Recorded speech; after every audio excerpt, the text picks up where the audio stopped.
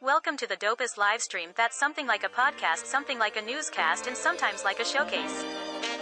Khary's crib, Khary's crib, Khary's crib, Khary's crib. Yo, it's another news day. I feel good, I'm on top like a kufe. Sipping my coffee, shaking my head for homies acting goofy.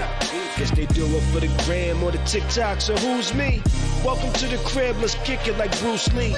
Part intelligent, part ratchet, that's half Neil deGrasse, you half Boosie. Listen, man. Real spit, now that's lit, homie, truthfully.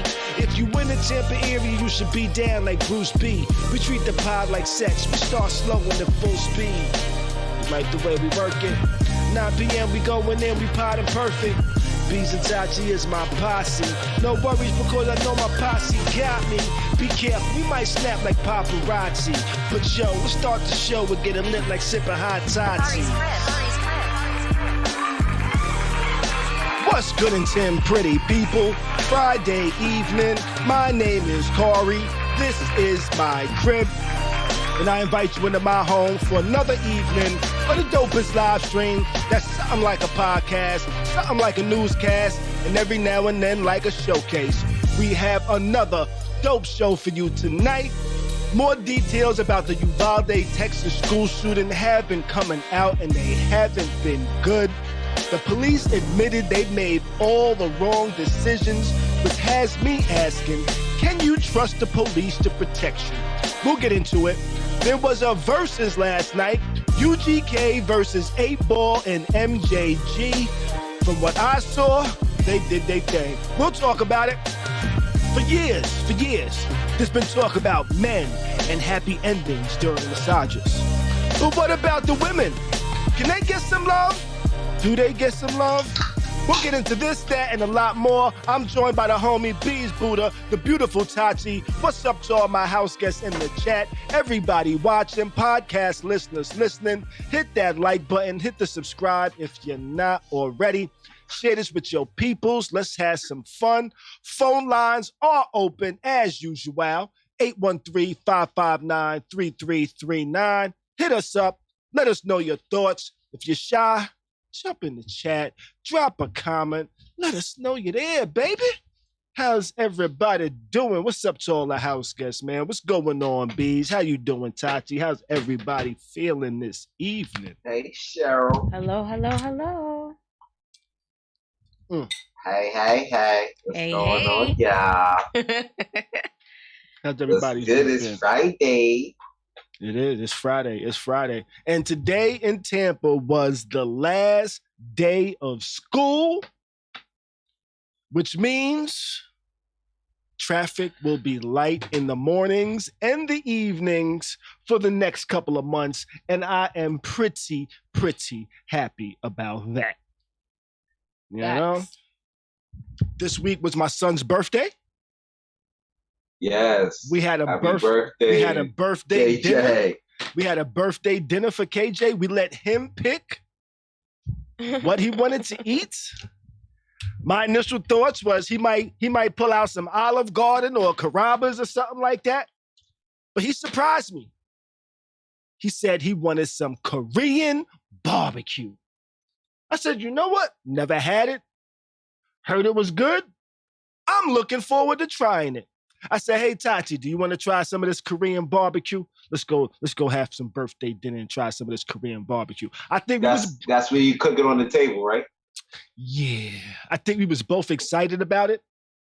And then we got there. And then they gave us the food. And the grills was in the table. And I'm like, this is a little bit weird. And they was dirty. I think they were just, well, one of the first. I saw crust on ours. It wasn't crust. That was just crust. There was crust on it. It wasn't crust. Even though the lady said, so Beez, they took the top off of the grill. I can't remember whose grill that was next to us. The one right next to us. Mm-hmm. They took the top off. That one was dirty as hell. Like somebody had just finished cooking. Yeah, they changed that right? one. So they changed it to a new one. And I'm looking at ours and I'm like, it looks scratched up. Yes, it has scratches. It had scratches, right? But also in between the creases, I could see food crumbs. So I I said, can we get ours switched out too? Now, mind you, our waiter is like an Asian lady that was just, even if she was wrong, she didn't believe it. You had to prove to her she was wrong. You know, she kind of had a little bit, not an attitude, but she was one of those. So she tells me like, oh, it's already, it's clean. That one's a new one. And I just look at it like, I'm not gonna lie, that's partially why I ain't eat shit off of it either. No, I'm not eating that. Well, you know what's so crazy though? What's that? That you say that like she's like, no, it's clean. Uh-huh. In some cultures, like just wiping it off and all that is enough for them. Nah. I mean, not for us. Nah, you in need America, everything visible them, off. That's like everything. Like, they be like, yo. Yeah. I seen that shit before. I'd be like, yo, like, I worked with like some Korean dudes in the college one time, and they was doing shit. I'm like, yo, listen, you gotta let that shit touch the hot water, yo. Absolutely. Like, that shit needs to go under. They're like, no, just wipe down. No. Now, get that up out of there. What needed to go under the hot water? The utensils, all that, yo. Yeah. Oh, the utensils. I thought he was talking about like food or some shit. No, like you can't just wipe some shit off. You need to soak it you can't just and scrub it. Yo. And they didn't do that, Beez. I don't even eat the Tupperware that got the little spaghetti ring around the damn inside. Even though I know it's clean, that shit look dirty. I don't want no visible shit. I eat out of those because I know I clean them very well. No, I'm not eating. I'm going to throw it away and get a new one. Hey, they might as well just start selling the Tupperware bowls. With the ring around it? Yeah, looking like they got spaghetti in it. Just make the damn bowls red or something. It don't need to be clear. Yeah, well, I looked at the grill pretty closely.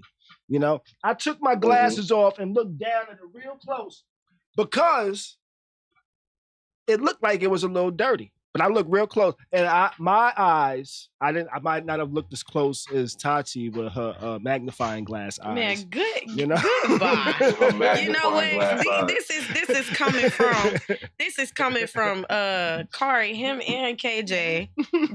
They be washing the dishes. I go to cook some shit. And it's a little.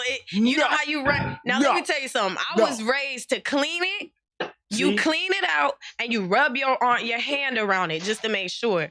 Niggas that don't rub their hand around it miss things. So when I go to cook and it be a little stuff in the pots, now, KJ and Khary be cool with that. Hey, don't say KJ and Khary. Say KJ. KJ and Khary be cool with that. And they was the one that washed the dishes. No, I'm not eating out of it. No. Check it out. Yo, you stupid. Check it out. I'm not having it. Listen, check it out. Yo. Me? Not be worried about diarrhea. I'm snitching.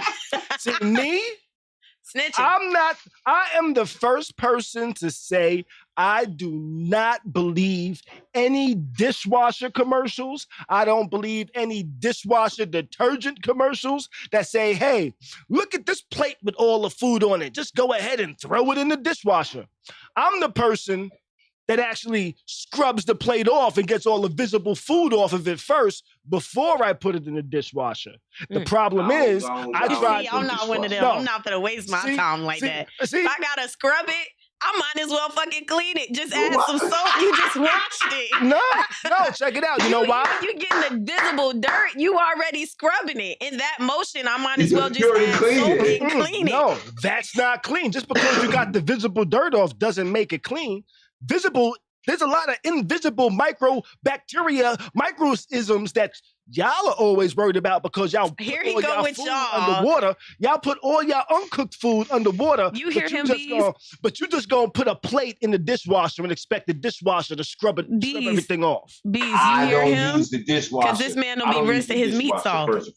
Well, but let me tell you now. Let me finish. No, here we go. Down another rabbit hole. No, check it out. The reason y'all. Beez says he doesn't use the dishwasher. The reason why I do use the dishwasher is because the dishwasher uses water at temperatures I will not dare put my hands under. The dishwasher dries shit off at temperatures I will not dare stick my face in. I've opened the dishwasher during the dry cycle and almost burnt my face off a few times. It reaches temperatures I can't bear. Yeah, it's steam. Right. That happened to you from the oven. Bro, we used to wash dishes hotter than that with a little bleach in the water. Stick your hands in some hot ass water and wash the dishes. Listen, let me tell you like this.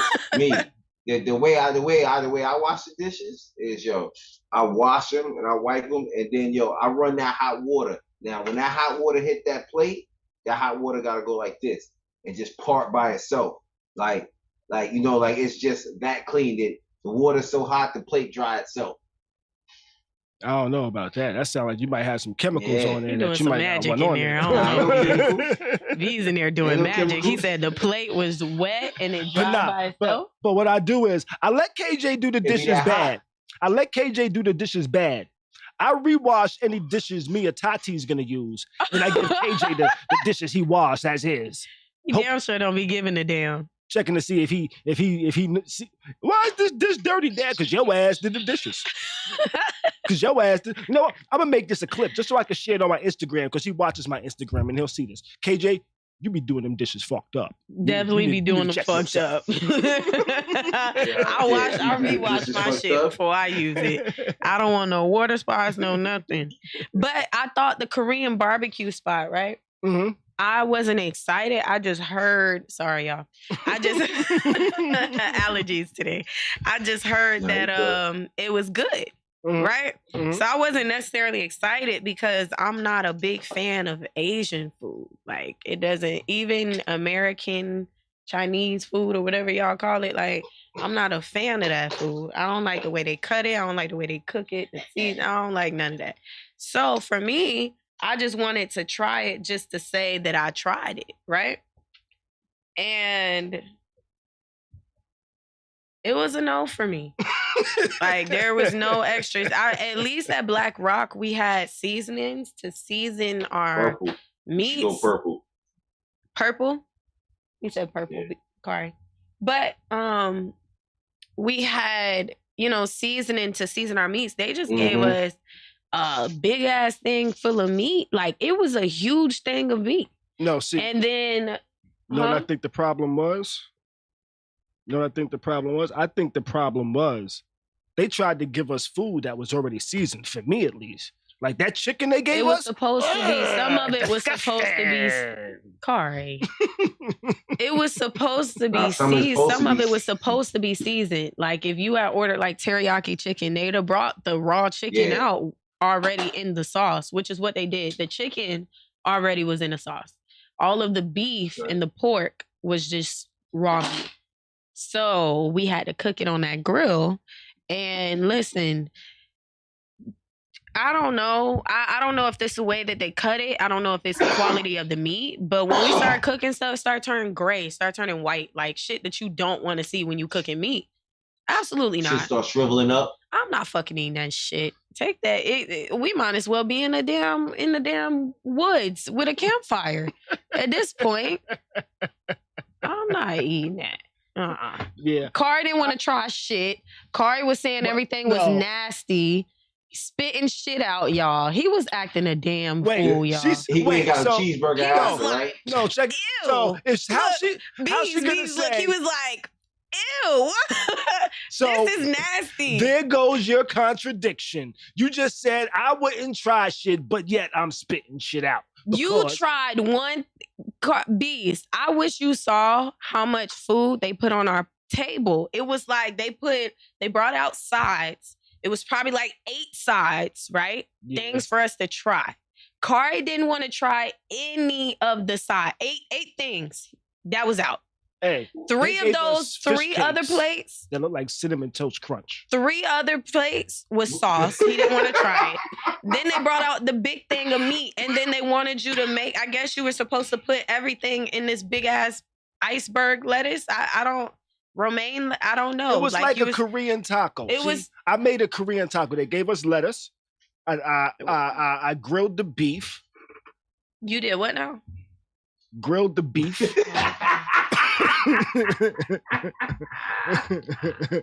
Grilled the steak. Chopped liver, y'all. Grilled the steak that they gave us. I'm not sure if it was steak or not. They gave us steak. I grilled that. That was not steak, Khary. What was it? Nah, it was steak. Yo, Beez, let me tell you something. It's a cheap slice. Beez, it's a cheap slice, yo, for real. They put on the menu clear as day what everything was. They said like pork, what was it? Pork stomach, pork shoulders, some shit like that. Pork belly. Pork belly. And then pork belly, okay. Khary is just like, oh, pass me the bacon. That's not what that is. And then he's getting upset that it's not Tati. cooking. Yes, that is. Listen, not the way it was cut, Beez. No, it wasn't. That was the way it was cut was more than even a thick piece of bacon. It was cut thick. It was cut thick. It was, but it was bigger than a thick cut piece of bacon. And it did not cook like bacon. In different countries. Like for those countries that use bacon, bacon is different. Just like you go to Puerto Rico and you get some bacon, you're gonna be all fucked up when they bring the bacon. I don't eat pork, so I wouldn't be fucked up. But no. So it's a different part of the pig in different places. No, pork belly. Yeah. Bacon comes from pork belly. No, I'm trying to understand what he's saying about other countries. Do they cut other pieces of the meat and call it bacon or some shit? No, no. They cut like the pork belly. But they just cut it in different thickness portions. Oh, okay. How thick it is. You know what I'm saying? Like in Puerto Rico, they'll bring you some bacon, and the bacon, they're gonna bring you a slab of bacon, and they're gonna put something on your plate like this thick. Well, I bring you you be like, what the hell is that? That shit is like a fucking square, nigga. Well, the shit that Khary, he kept calling everything something different, and I was disgusted, y'all. It was pork belly. It was cut like bacon. It was just thick. But I tell you what, that shit took forever to fry. That shit was white for a long time. I said, you was grilling bacon. See, and that's the thing about that I don't like about bacon. You was grilling bacon. That shit when it's fucking when it's fat like that. Man, when it's thick, whatever. When it's like what, Beez? What was it, Beez? It's whatever when it's like that. When it's what?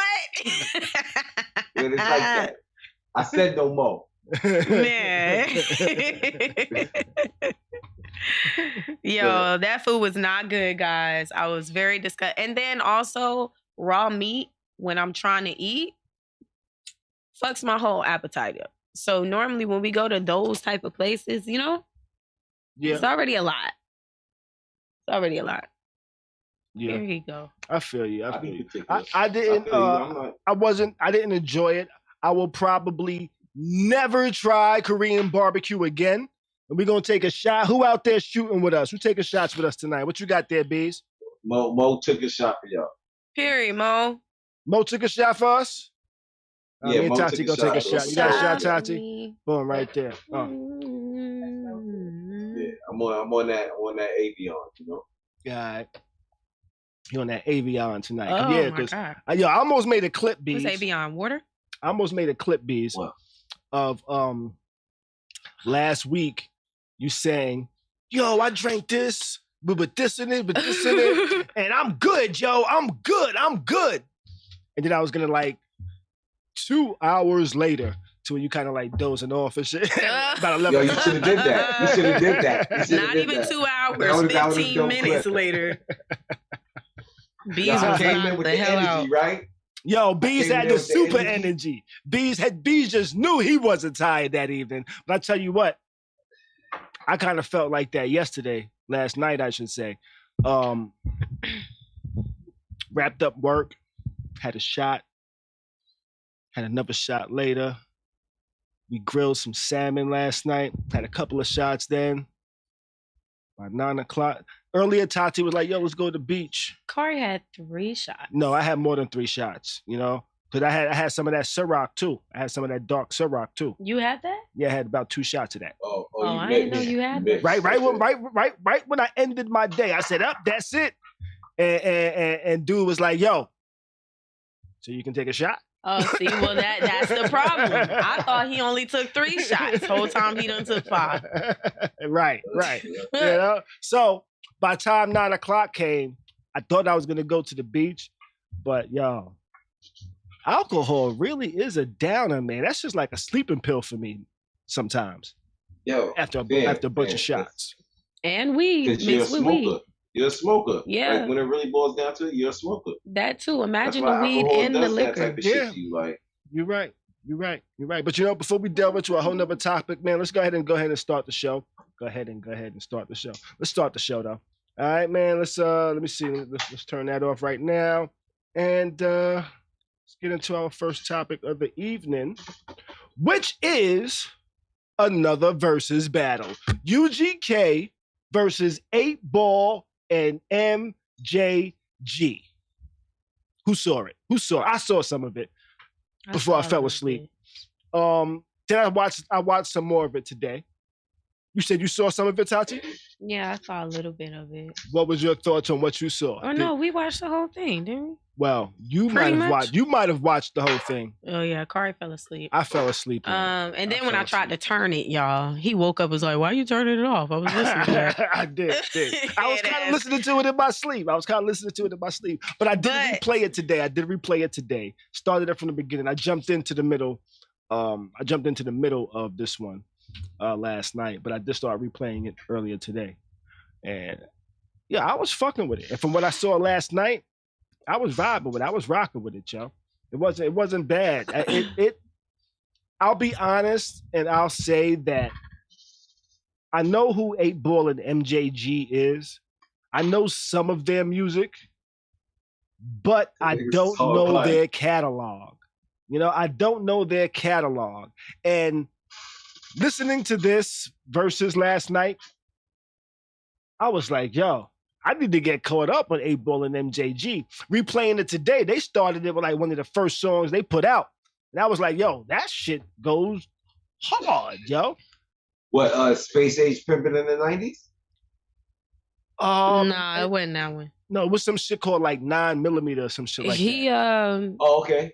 I liked it. I enjoyed it because that's like some old down south. Like I want to say early 2000, like late 90s, early 2000s. That's what niggas was playing. Yeah. That's what my dad was playing. That's what my, Mm-hmm. So it took me back to that time. I think that, I think Bun B performing by himself the whole time did that. Yeah, in the beginning. Absolutely. See, you didn't see this part last night because this was in the very beginning. In the beginning, he was like, yeah, I thought y'all thought I was going to get a lot of people to come do Pimp C versus. Hell no. Nah, can't nobody do Pimp C versus. Yo, he rocked out Dolo. Yo, I feel like he can do a UGK concert by himself playing Pimp C vocals. Mm-hmm. Would y'all pay to see that, though? Yeah, I would. You would pay to see it? Now, I would pay to see it. It'd be a one-time thing, though. And it would have to be like at a small club. Not necessarily a small club, but it'll have to be at a club, not an arena where they want me to spend $150 just to see Pimp C. Nah, you can spend $50. You gonna have bad seats. An arena, but it gotta be more than just. It gotta be more than just UG. Like just Bum B. Right, multiple UGK. people. Like, I need multiple people. I'm glad you said that, Beez, because that's how I be feeling. Like, all right, one person is like, I'm not gonna spend $150 for one person. I'll spend $150 if it's UGK, 8-Ball MJG, this person. Then I'll do it. Well, 3 people I want to see. Right. Yeah. Well, maybe just one person I want to see. Nah, cause at least 2 out of 3. No. At least. So, like, I would spend money to go to a concert to where it's like a bunch of groups I don't give a fuck about, but the headline is Wu-Tang. I'd pay for that. I'd just come. Okay, I would just get there late. That's Wu-Tang. That's different. Right. I would just get there late. But like, See, and you like I hate to say it, but that's kind of a bad example because with the Wu-Tang, right? They can just do it like, okay, we all gonna perform tonight, but okay, Inspector Dex, he wasn't the platinum artist, so he'll go on first.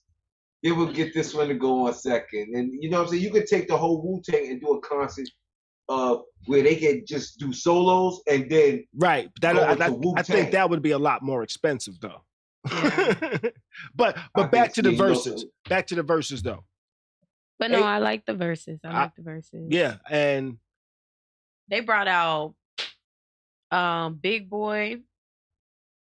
Big Boy had on that big ass jacket. Like, okay, I know you trying to It's hot as fuck in the A right now. They brought out, I believe they brought out Teller. They brought out Teller for Show Enough, 8ball and MJG. You know? Who, Teller? Wait, is that the T-E-A-L? T-E-L-A. T-E-L-A. Oh, that's a Tila. That's Tila. Yeah. Because he had the song, Who is the baller with all the ice? That dude, okay. I don't know that one. I know him from Show Enough. Hoes in the club, Show Enough, shaking that ass for, you know what I'm saying? That's you what I know. sound like you singing, Khary. Yeah.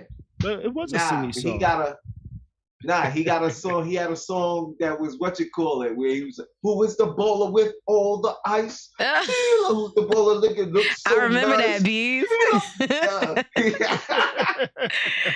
Look, when they performed when they did International Players Anthem at the end, I was lit.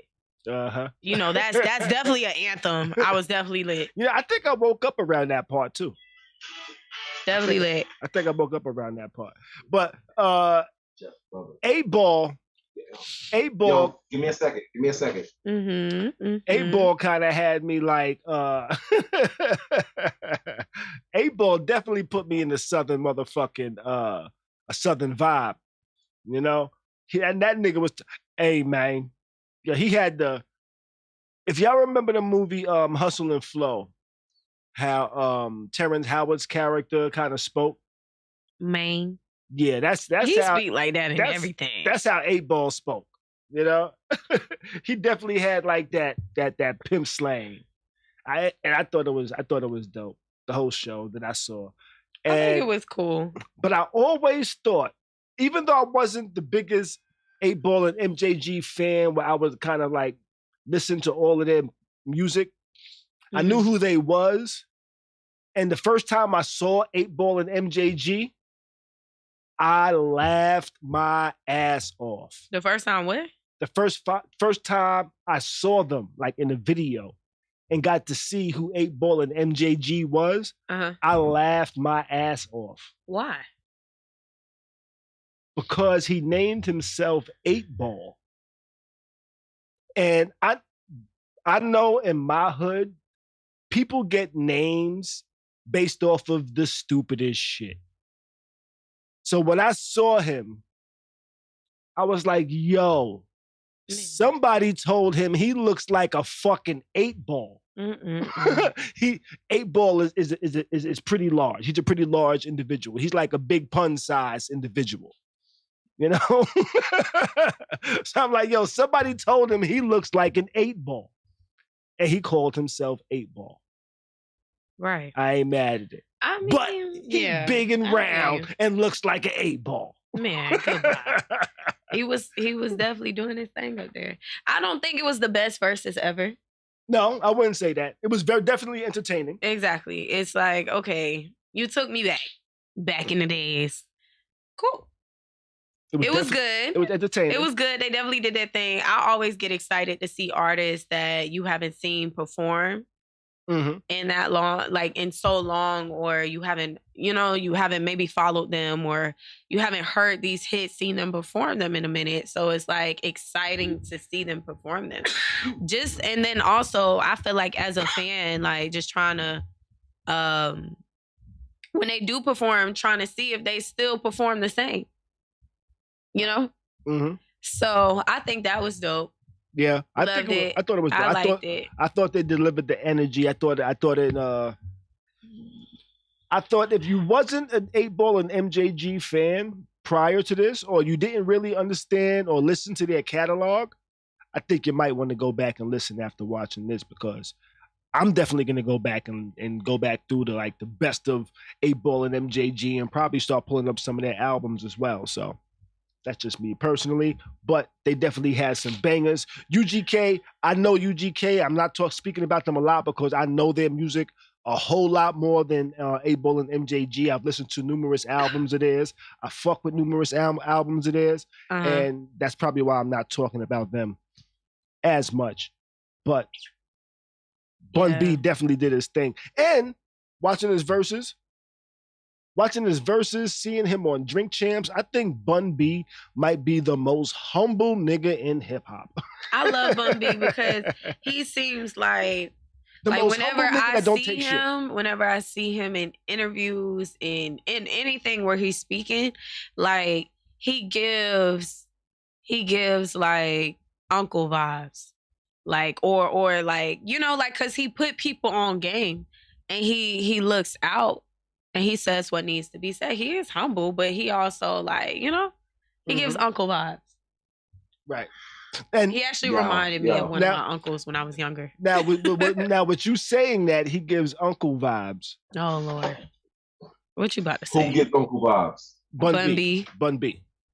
Now that you hear that he gives uncle vibes. Now, hearing him talk now versus hearing him talk back in the days is very different. You hear the growth. You hear the maturity in the way he speaks and shit like that. Mm-hmm. But he gives uncle vibes. Now, if he's speaking to younger people, do they get the sense that, he was really in the streets or he really did this and that? Or do they think like he was halfway type of thing?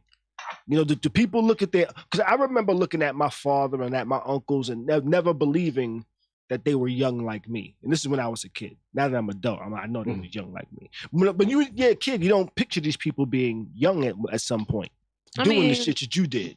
I think it's different because he's not my actual uncle.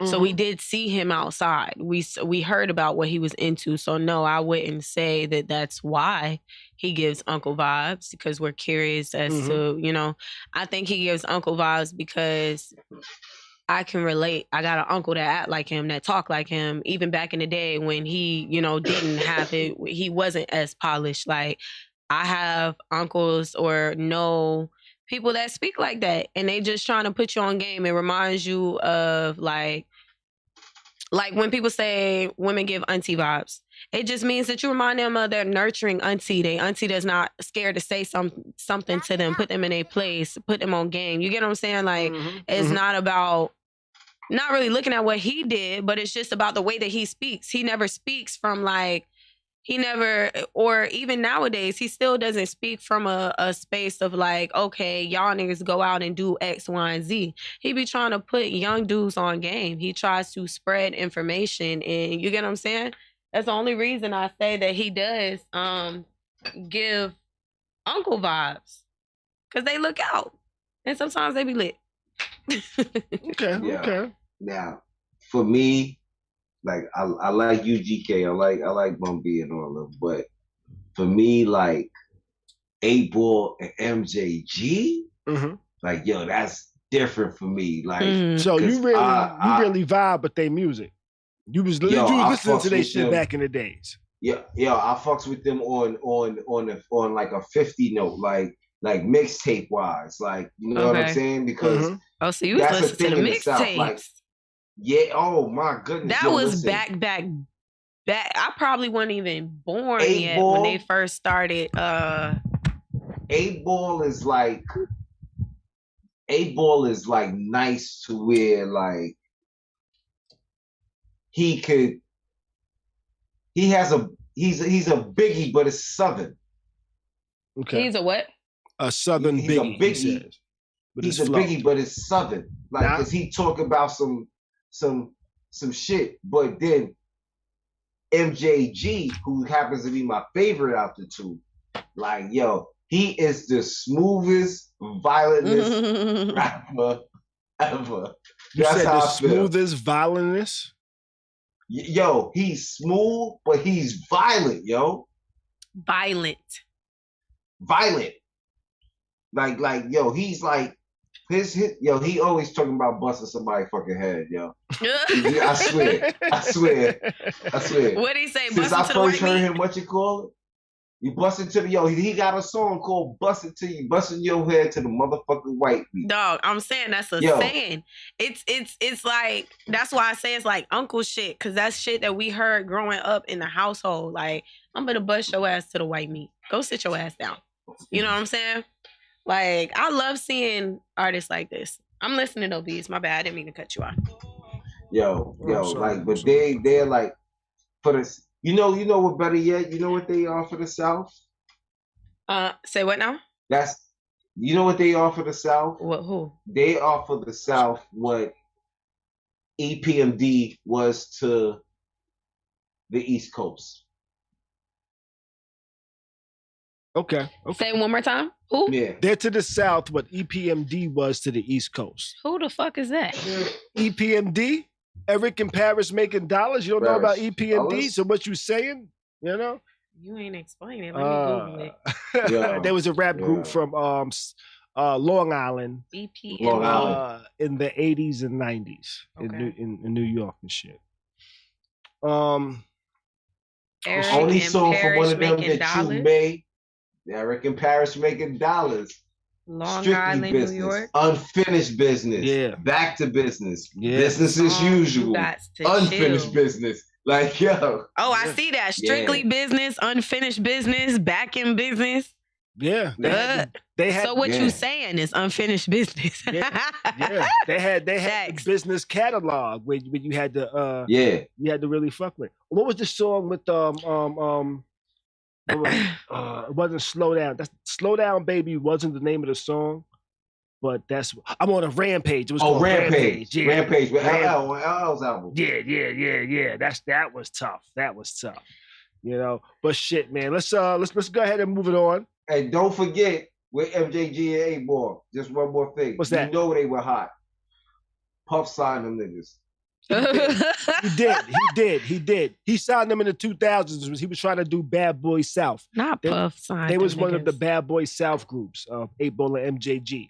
And I tell you what, I heard 8Ball and MJG's name back in the days. I definitely did. And I tried to listen to them. I just didn't know what songs they did. Okay. Remember how I said there's I could play straight through albums? Mm-hmm. Back in the days, I was so New York, it was hard for their album to be a straight playthrough album for me. If that makes sense. I got you. You know, it makes total sense. Right. So just starting the album up from the beginning, I was just like, what's this? I didn't get it. Now I can probably go back and probably listen to some shit. I'm gonna say to you like this. At that time, you had an East Coast ear. You had like a New York ear. Right. To where now you have a universal ear. Like you hear all types of hip hops, all types of genres of hip hop. Like, you know, like how I was early.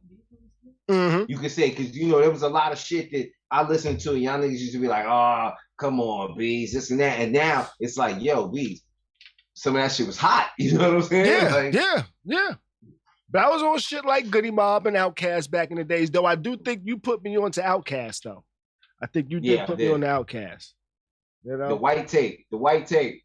Yeah. The white tape with the clear, what you call it? Southern Playalistic Cadillac music. That's music. You know? What an album. Shit. Let's what go ahead an and album, yo. That shit is a classic. But let's go ahead and move it on, though. We will jump into taking a stand against your son. That's a wild one. There's is anybody familiar with the rap scene in Jacksonville? You know, that's the city that put out that dropped that song "Who I Smoke," where it was the guys on the golf course. Mm-hmm. You know, they're from there. Their hip hop scene has a lot of violence associated with it.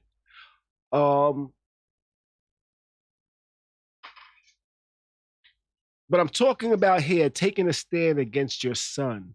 There's a rapper whose name is K-Soo, K-S-O-O, out of Jacksonville. He's locked up currently for a murder. Him and his father are locked up for a murder. And his father is testifying. The key witness? Against. So his father's a key witness? His father is testifying against the son. And I was curious to understand why would the father testify against his son? What's going on? Probably get himself out. What's going on with this story? right? So I kind of looked into it a little bit. And for background on how these two individuals ended up getting locked up for the same murder, one day Kesu's father was driving in a car. In the car was Kesu's brother, Kesu's cousin, somebody else. I'm not exactly sure who, but they was driving. As they was driving, I'm guessing some people that they have beef with saw them, shot up the car. Mad bullets. Kesu's brother, the driver's son, the father, his son, shot, killed. The guy in the back seat, shot, killed. The cousin, I think, shot, killed. The father got hit twice in the back. He was able to drive them to the hospital where his son is dead. Kesu, allegedly, from what the internet and streets have been saying, is like he is the shooter. He's the nigga that you don't want to get into beef with because he's Dirty Harry with the weapon, you know? He's popping. That's what they say. Now they killed his brother, shot his father. Father drove them to the hospital. People died. Kesu and his father is now locked up for what police say is a retaliation murder because of that incident.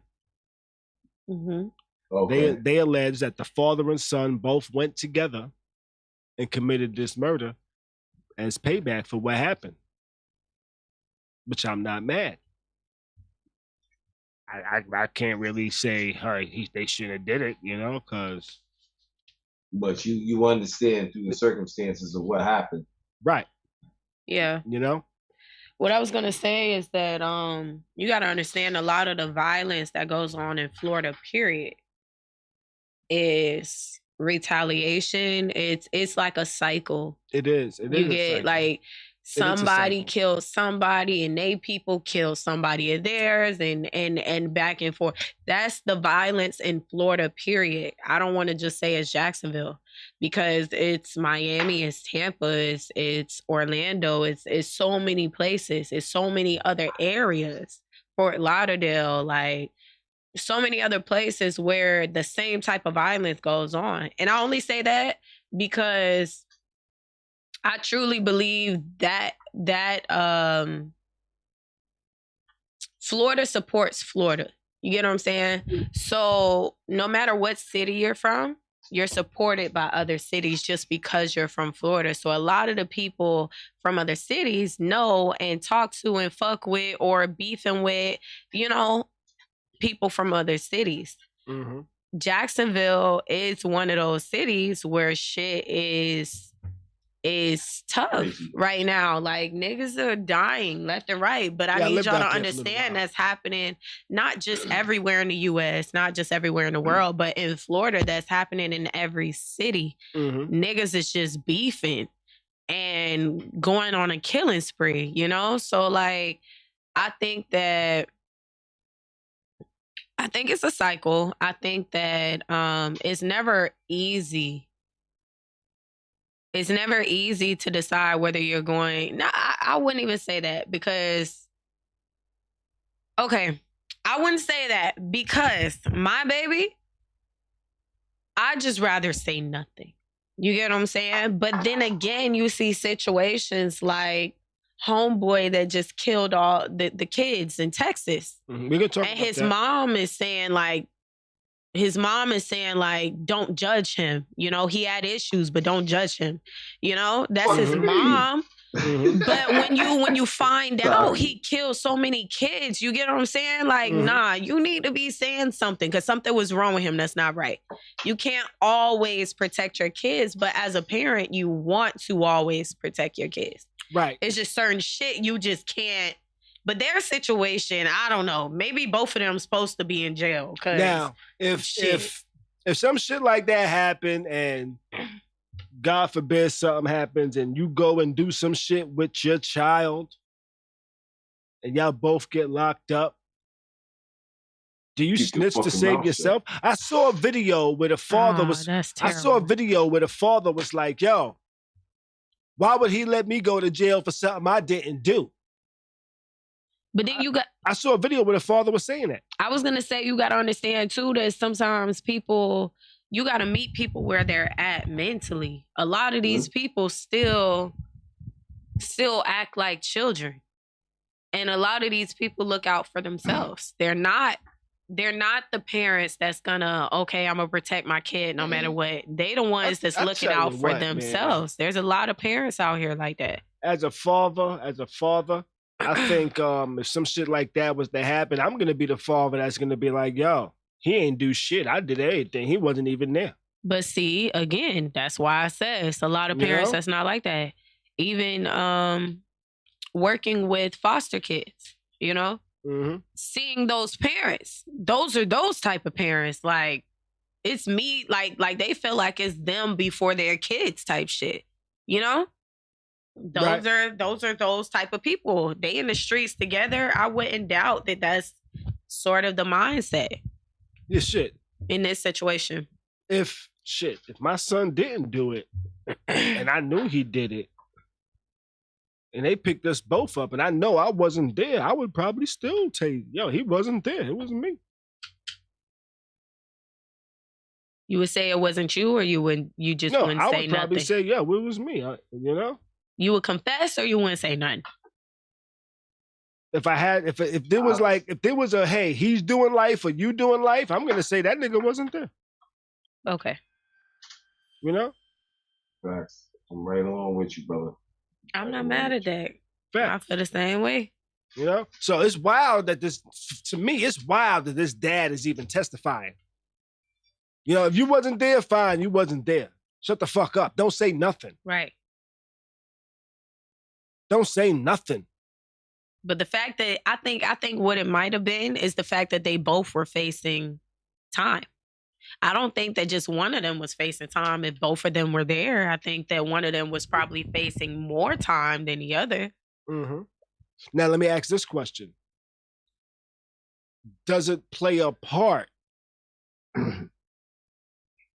that the son that's locked up was allegedly Shooter Sam out here? That too. You know? Does that play a factor?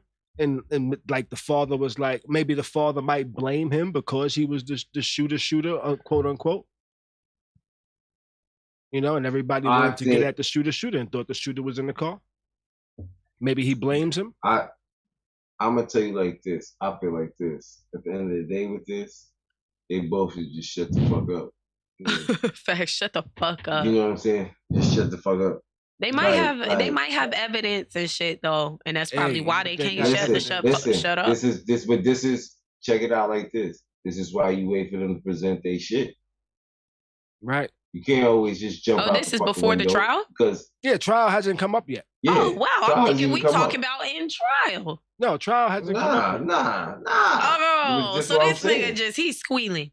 Okay, that's different. Yeah. He's trying to save himself right now. Again, there are people and parents like that, but I will say, you know, I would want to protect my child forever, but let it come out or not come out. But if I know that they are just reckless, you know what I'm saying? One mistake is one thing. But if you're constantly making mistakes and you're constantly, not mistakes, but doing shit like this, constantly making mistakes and murdering people and all sorts of shit, like, it's like, I'm not going to be the one to snitch on you. People and all sorts of shit. Like, it's know? Like, I hear myself right now. But I'm not going to snitch. I'm not going to give them what they're looking for, and I'm not going to make it easy. I'm just not going to say shit. That's one of the situations I'm not going to say shit. But in a situation, you know, like, I would definitely protect my child to the end. But if I also know they had problems, they needed help, this was a cycle, I don't know, y'all. I don't know. I wouldn't say shit, but I definitely wouldn't be the one to give my kid away to the police. What the fuck? Wow. Definitely wouldn't do that. That's what this individual seems to be doing. I wouldn't do that. Nah, you can't do that. That's different. You snitching? You giving me to the police? Are there any circumstances where you would give your child up to the police? Can you think of any? Oh man, I can't. You go first, Beez. If your son was Dexter, I can't. If your son was Let's Dexter, say if your son was the bad version of Dexter, where like they was like a serial killer, and they killed about 35. What was the dude doing on Dexter? He was actually killing runaway girls. He was killing runaway girls. No. The guy Dexter went after was killing. Yeah. Oh yeah. He was taking girls that were already running away, so they were already deemed like lost or kidnapped or runaways. He was taking them and doing whatever and then killing them. Now, if your child was killing runaway girls, could you testify against them? That is crazy. Look, this is craziness. One is that's an extreme. We will cross that bridge when if we Lord forbid we ever get there, because listen, I'm not testifying. But this is wrong. Listen, I'm sorry. You pleading the Cameron? Yo, you listen, pleading the Cameron? I'm pleading to Bill the Pill. The what? You saw that episode of the Cosby Show. The what? What your man said? I brought you in this world. I'll take your ass out. Take you out. I'm not killing my kid, guys. I'm not doing you gonna play Dexter? Oh shit! He finna play God. Yeah. Listen. Yo, you sick out here. Yo, I just feel like there's some loyalty, and maybe that's because I've been through a few things. I'm not going to be the one to. I'm not gonna be the one to serve my kid on a platter to the police. Yeah. I'm not gonna make it easy. Nah. I'm not gonna give them exactly what I'll they're be like, looking you for. gotta stop. You gotta stop. I will not be the one. But then the other side of me would be like, hey, this is the police job. They gotta do it. Yo, and guess they what? don't help I'm gonna me. let them. They don't do help it. me with my job, so I ain't gonna help them with theirs. Exactly. These niggas, they can barely do their job. I'm not doing it for them, and I'm just saying, yes, our kids be wrong a lot of the time. They may be wrong, but I'm not gonna be the one to serve them. Say you're not the say, because check it like this, because say it's the other parent that gives up the kid. Oh, like you're there when they give up the kid. Nah, I'm going to jail. This is a perfect way to bring this in if you want to. But and below, Ray Liotta, R.I.P. Ray Liotta. But Ray Liotta, do you remember he was mad at his wife because she gave up Johnny Depp? Yeah. You definitely gotta come and talk to me about it. I would definitely talk to my kid's mom if I ever said, hey, we gotta turn this motherfucker in. He crazy. He might kill us one day. You know? I would because that's exactly how that go. They finna kill your ass. Right? I would definitely have to talk to my kid's mom first. You know? They'll be like, hey. I'll be like, hey, look. I love our kids. I know you love our kids. But check it out. That's how that conversation would have to start, you know? I don't think that would ever happen. But I'm just hypothetically. I'm just saying, I would never be the one to snitch. Like, you know what I'm saying? It won't be me. If the information comes out, it won't be me. I just rather not know. But it won't be me. I got this to ask. I'm about to push the issue. What if one kid kills the other kid? What you mean? Like siblings? Yeah. Yes. Oh, baby, my name is Bennett. I'm not motherfucking in it. Like, what was I don't know, y'all. These are hard scenarios. What was God's nephew's name? Nephew? Cain and Abel? Yeah, Cain and Abel. Oh, okay. Yeah. That's what I'm talking about. I'm like, nephew. That was their nephews, you know. I'm just saying. I know what you meant. Yeah, but those were siblings. But I mean, that's wild. It's like, yo, do one kid kills the other kid? Like, do you give up that kid? Do you? Or do you put them on punishment? Give up your kid? Punishment? Get the fuck out of here. Nigga, you going in the basement. Hey, you are still the parent. Nigga, you are going the parent. You are going in the damn dungeon, man. You ain't coming out. That's your punishment. What to your brother? Now, okay. Oh shit. I don't know. That's like playing God. I would rather not play God. Now, what if it was an accident? Like the way I accidentally killed a lizard today. You know? Today, lizards be on my I got a balcony. I have a screened in balcony. A lot of times I see lizards on my screen. I hit the screen, they fly off and fly into the grass. Right? Now say if the brother was doing that and he flew off and flew into the grass. Normally, everything is fine. But today, I did that, boom. A giant fucking bird with a beak this fucking long came up and chewed that lizard the fuck up, yo. I was like, oh shit, I am so sorry. I did not mean for that to happen. Maybe you saw the bird and you came up here to hide, and I said, here goes lunch. Now, what if that happened? Of life. What if that happened the with brothers? Of life. You know, right what if that's broad, though. You got a first row seat of it. That's the quick, you know what? We're animals, that's the circle of life. With humans, that's savage. Is that crazy? That's what happened. But I'm just saying, what if that happened with brothers, something like that? Because animals, I guess that's animals we don't give a fuck about, especially if they're not, especially if they're little animals like lizards. We be cool with sacrificing. Animals commit 187s every day with no repercussions. Yo. They already know what time it is. Like, does that help that I said sorry? The lizard was kind of. That's the quickest I've ever heard you say sorry. Lizard probably. Cause he literally screamed. At least I was like, ain't nobody's boots. That is the quickest I've ever heard you say sorry, and he screamed it, and I'm like, what the fuck is going on? He's like, come look at this, and the bird Beez was just killing the lizard. Just tearing that lizard up. Oh man. Just killing it. No, it was torturing it. It was killing the lizard before it actually swallowed it. I would have thought that because it had a big beak. I would have thought that it was just picked it up and ate it. No, it pecked at it till it was dead. And then maybe 5-10 minutes later picked it up and just ate it. I was horrified.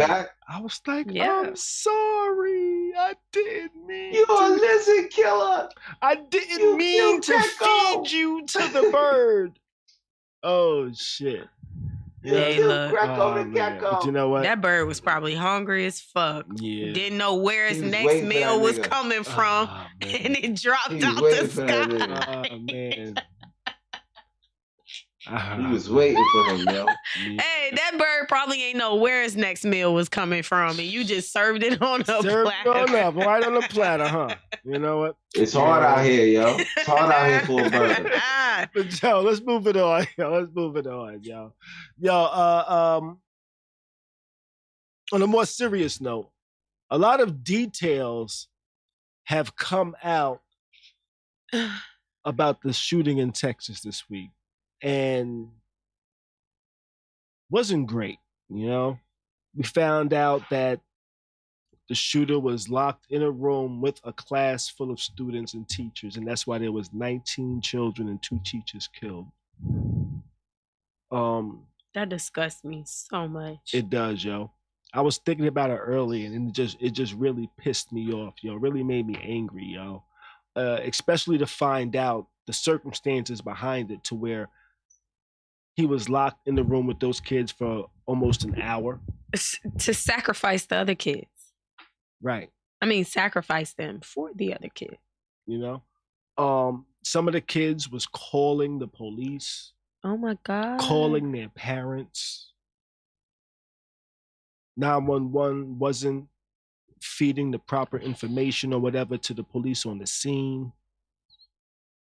The police thought there was a shooter, or so they say. This is days after. The police are starting to get their stories together on things that happened. So the stories have changed a bunch of times. I don't know what to believe. All I know is that these police failed these children. The police admitted that they made all the wrong decisions. They didn't go in when they were supposed to. They stood outside. They spent more energy trying to restrain parents that was concerned about their children in a fucking school with a shooter with a gun. They spent more energy doing that than trying to stop this man from killing all of these children. You know? Which makes me ask the question, can you trust the police to protect you? Do the police have an obligation to protect you? If you take that oath is to protect and motherfucking serve. Yo. Period. Seeing like that, period. Period. You know what I'm saying? It's to protect and motherfucking serve. That's your job. That's what you sign up for. This is what I'll be talking about. Like, yo, if you're a criminal, right? That's what you sign up for. You know what I mean? If you do shit that you know is law breaking, that's what you sign up for. You get caught up, you take that shit like a man, do the fucking time, whatever it is, whatever. Whatever comes with that shit, that's what comes with that shit. That's the life you chose to live. That's the job that you chose to get. That's what you choose to do. That's what you're supposed to do. That's what you're getting paid for. It's to protect and fucking serve. And this is the problem with the police. They're not out here protecting and fucking serving. And they're picking and choosing who the fuck they want to protect and serve and shit that they want to do. Like, for instance, how the fuck some of you cops, how the fuck you gonna run in there, get some kids, you know it's just shooting shit going on, and not take the rest of them fucking kids? You don't just go get your kid, you're gonna get everybody's kid. That was some of the that's some fucking bullshit. That's some bullshit, you know? Yeah, agree. What I will say is, Khary, you said that they admitted that they fell short or whatever. The video I saw was the police chief telling them exactly why, unapologetically. Now, mind you, it was a clip. I didn't see the rest of it. But the clip that I saw was him saying, we did this and we locked him into a room so he didn't kill other people, including our officers. And that's what we're supposed to do, is save majority of lives, because if we didn't, he would have killed other people. So it didn't sound like from the clip that I saw, I don't know what you saw, but from the clip that I saw, it was the police saying what we did was correct because it preserved more lives than what was lost. I saw that clip, but in the rest of it, he pretty much said that we did this because this is what we thought. But now, knowing the information we know now, we made all of the wrong decisions. Everything we did was wrong. Yo, I don't accept that shit. Well, he added, but he prefaced it with this is what we did. But now, knowing the information that we know now, we know we did everything wrong. Cool. At the time, he thought they was doing quote unquote, they thought they was doing things right. Guess what? I didn't think they was doing things right. You can't tell me as somebody, like Beez said, a sworn officer, that you were trained to protect and serve or whatever, right? You can't tell me, because even the fake ass officers on the damn TV shows, they go investigate. It don't matter if there's a shooter, they go in. You get what I'm saying? Because they understand that's their job. Firefighters, they see a fire, they don't get scared and be like, oh, we might get burnt up in the fire if we go save people. No, they understand that this is their job, and they go in. They go in and risk their lives.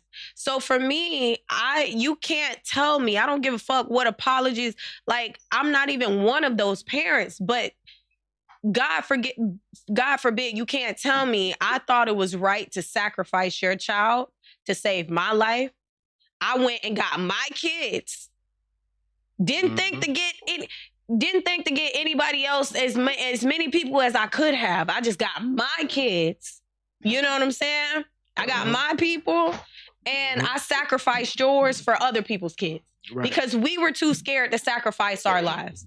That shit is some of the most evil shit. You can't tell me that you thought what you was doing was right, knowing that those were K through 5. You know? Not even if they were middle school, high school. You can't tell me what you thought. You can't tell me locking that man up in a room with kids and teachers and shit. You can't tell me that you thought that was right. They're dead because of you. You can't tell me you thought that was right. I'm sure there was so many other protocols, so many other ones. Y'all could have went in there. One of the teachers that died, her husband died. of a heart attack from grief. I saw that. Finding out his wife died. Do you get what I'm saying? He placed flowers one day, died the next day. Dog. Heart attack. I think more needs to be done about this. I don't think people need to be sued. I think niggas need to be fired and in jail and sued. I think the police did a horrible job. Yo. I think the police do a horrible job a lot of times. That's crazy. It wasn't too long ago where I kind of mentioned... Get down. It's kind of long. It wasn't long ago before I mentioned, I spoke about police stats and how they only solve about 2% of the crimes that they actually have. You know, they don't solve a large percent of the crimes. They tell you the stats they want you to hear and want you, that sound nice, but reality is they're not solving as much crime as you think they are. They're not preventing as much crime as you think they are. A lot of the time, in my opinion, they come after the fact and tell you what happened. Mm-hmm. Yeah. These niggas is scary. This is what I'm saying. You know what's so crazy? You know how they solve, you know, the little bit of shit that they do solve? It's the shit like that, like dude telling on his son. Yeah. That's how they solve. That's the shit they solve. They solve the shit that they tell. That's terrible. Now you know what? Of the time. Sometimes they solve things after investigating for a long time. They figure things out, but not all the time. There's a lot of unsolved cases out there. You'd be surprised how many your police department has. What I will say, a lot of niggas are blamed just because of their criminal record sometimes, yo. That's how I feel. I think that this situation just shows us, or not shows us, but reminds us that regardless of what's being said and regardless of what's being said and regardless of what we think, I think we place a lot of people on pedestals because that's what we were taught to do. But I think that the last few years, and especially with situations like this, it just shows that, like, not shows, but remind us that we put so much trust in man-made. For me, I think of it as man-made things, right? Mm-hmm. Our house is built. They'll tell you it's a good house, but when a natural disaster comes, it can be swept away. You know what I'm saying? We put a lot of faith in some man-made shit when nature can come and, you know? And it's like, for me, I think we put a lot of trust, or we're taught to put a lot of trust in police officers and pastors and, you know, doctors and all types of people, when really at the end of the day, they are still people. Like your faith is in the hands of people, in a man, not God, not nobody. Like, you're depending on another man, a man or a person, not a man, but a person to think. A person that thinks like you, that feels like you, maybe have been in different circumstances. So now their perspective is different. You get what I'm saying? That's why we get situations like, oh, I thought this was right. I'd rather have 21 people die versus 500. And you get what I'm saying? Rather than just do something about it. Like, I feel like we put a lot of faith and a lot of trust in these people's hands. And these situations just remind us that they are flawed people. There's an article from December 20th, 2018, where the Supreme Court pretty much affirmed that the police have no duty to protect you. And this is from the federal courts. And this is following the shooting from Major E. Stoneman Douglas High School in Parkland, Florida. You remember that one? Some students claim local government officials were at fault for failing to provide protection to the students. The students filed suit, naming 6 defendants, including the Broward School District, the Sheriff's Office, I remember this, as well as Deputy Scott Peterson and the campus monitor Andrea Medina. And there was a decision that said neither the Constitution nor state law impose a general duty upon police officers or other government officials to protect individual persons from harm, even when they know the harm will occur. This was from the Supreme Court. I remember this, but we never heard how it ended. That's crazy. And the Supreme Court has repeatedly held that the government only has a duty to protect persons who are in custody. So unless you're in their legal custody, there is no duty to protect you. Can I be real with y'all? That's what Cheryl asked, do you think that would be different if it was a white school? It was but a white school. I It's mostly white and Spanish kids. I thought it was predominantly Spanish. From the photos I seen, it looked like it was predominantly Spanish kids that was killed. In that class. Right. Wrap it up. It was one class out of a whole school. Right. And this guy pretty much almost wiped out a whole entire class. What if that was the Esau class? What if that, you get what I'm saying? Like, I wouldn't, I don't know. I don't know the area. But I'm not sure. But that's, what I was going to say was the other day we were talking about, Beez said something about, I lost it. What? We were talking about I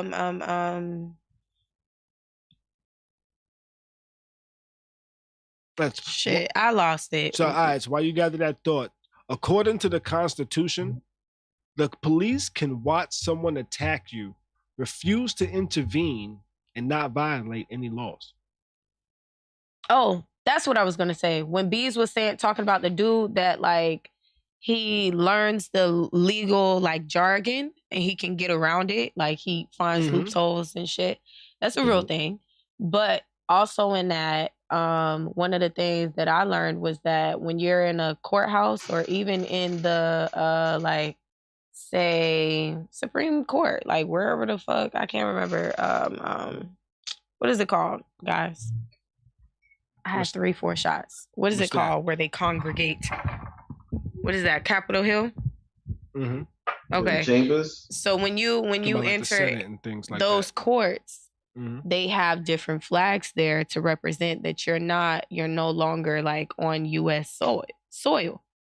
You're on it's a whole nother entity. Like shit like that is why people get away with things like that too, as well as there are diplomatic immunity. Huh? Diplomatic immunity. That too. So, and that's where the legal jargon comes into play, because now you're not technically on U.S. soil. You're done sworn in, and you're not technically in this building, these 4 walls, or in U.S. soil. And then that's when the jargon comes into play. Like the you know what I'm saying? Like you have to know what to say, how to say it, how to play it. Everything doesn't mean, that was one of the things I wanted to point out. And then also situations like this, there are organizations where a lot of these people are a part of those organizations. And I'm not talking about things like, I'm not even being a conspiracy theorist and talking about what is it called? Illuminati or nothing. I'm talking about like there are organizations where people are part of it and they are sworn into these organizations to look out for one another, which means that when not only like let's say we're alphas. I don't want to say alphas because I don't want nobody. Let's say we're an organization where we stick together and loyalty is very important, right? Let's call us the kitty cats. Let's say kitty cats, right? I'm a kitty cat. Khary is a kitty cat. Beez is a kitty cat, right? So, you listen. Let me finish. Don't make no jokes, or I'm gonna forget what I'm trying to say. But what I'm trying to say is, if Khary gets in trouble, right? It don't matter what he did. If he got a parking ticket, he got arrested, he got whatever. We're part of this organization, and so many people are involved in it in so many roles that it's my duty that if you say, "Hey, I'm a kitty cat," because I'm a kitty cat, you out of trouble. That's my duty as being a part of that organization. Again, I don't want y'all to think I'm being a conspiracy theorist, and I'm not talking about the Illuminati. OJ, first trial.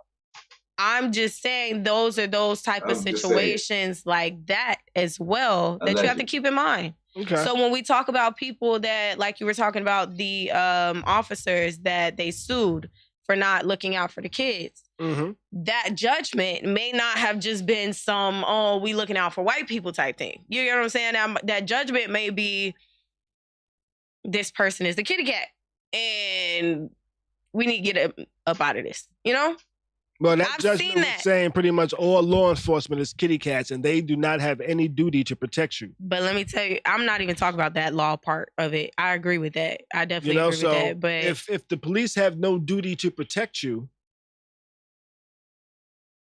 why do we expect them? Why do we call them to help us? Why do we call them to protect us? They don't come protect. I call them when I need to file insurance claims. If I don't need to file an insurance claim, I'm not calling the police, to be honest. I don't call them to protect me. They don't, if there's some trouble, I need to handle the shit myself because they're not here to protect me. You know what I mean? There's been instances where like I've had like altercations with women and I was scared to call the police. Cause like, you know what? We could be arguing and all she gotta say is, he stepped on my foot. Put him in cuffs. What? I don't think the police are gonna protect me. I never think the police are gonna protect me. They're not. If I get into a car accident, the only reason I'm calling the police is because I need to file a report to claim insurance. If somebody break into my house, if they ain't steal nothing, I'm not calling the police. You know why? Because I don't need them for nothing. What they gonna do? Come tell me, hey, somebody broke into your house. What they gonna say? Oh, we're probably not gonna find them. You can check pawn shops to see if you find anything. They're not here to protect me. Sean said in the chat, well then, what the fuck does serve and protect mean? Serve and protect means they're going to serve the interests of whatever city they're working in. And those interests are financial. Mm-hmm. And they're going to serve those financial interests. That's what they're going to do. I don't think the police, that serve and protect shit is a slogan.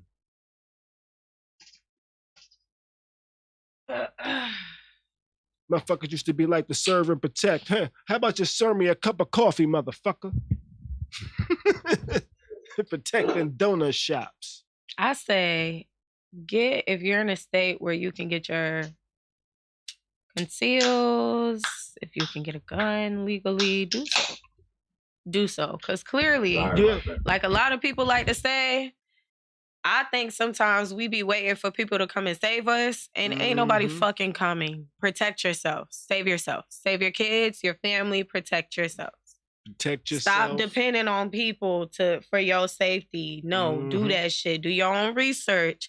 Do what you need to do and protect yourself. Yep. I don't know how many times they got to keep showing you or us or whatever the fuck, because I don't believe it. Growing up in the 90s, growing up in the Bronx, I've been in a bunch of situations. I've been in a bunch of situations where people have pulled out guns on me. And you know what? There was never anybody around to protect me but me. People pull knives on me. There's never been anybody around to protect me but me. How it normally goes down. I've never been able to say, hey, officer. The times I did say, hey, officer, that was pretty much to get directions. And them niggas ignored me. It's like, fuck. Yeah. You know? I've definitely lived in a hood and called 911. And nobody picked up, dog. I had to call, niggas was shooting. I had to call 911 5 times. Nobody picked up. And then they didn't even like take a report. They just, thank you. We're backed up on calls. Yeah. That was my first time calling 911 in an emergency. Can you imagine? You know what I'm saying? Mm-hmm. Like, niggas don't do their jobs. Stop believing this shit they tell y'all. Facts, Sean. Facts. Yo. I tell you like this. I was like, yo, I think I only been happy to see them one time. And that was what you call it. I was at Pelham. I was getting my ass whooped. What happened? Beez was getting jumped. I was getting jumped. Yo, and they showed up. the cop was in the station. Like, that's the thing that saved my ass. Okay. It was 3 niggas my age and 3 grown men. Oh, beating your ass. You know what, Beez? You know what? Actually, the police might have saved me one time. They might have saved me one time.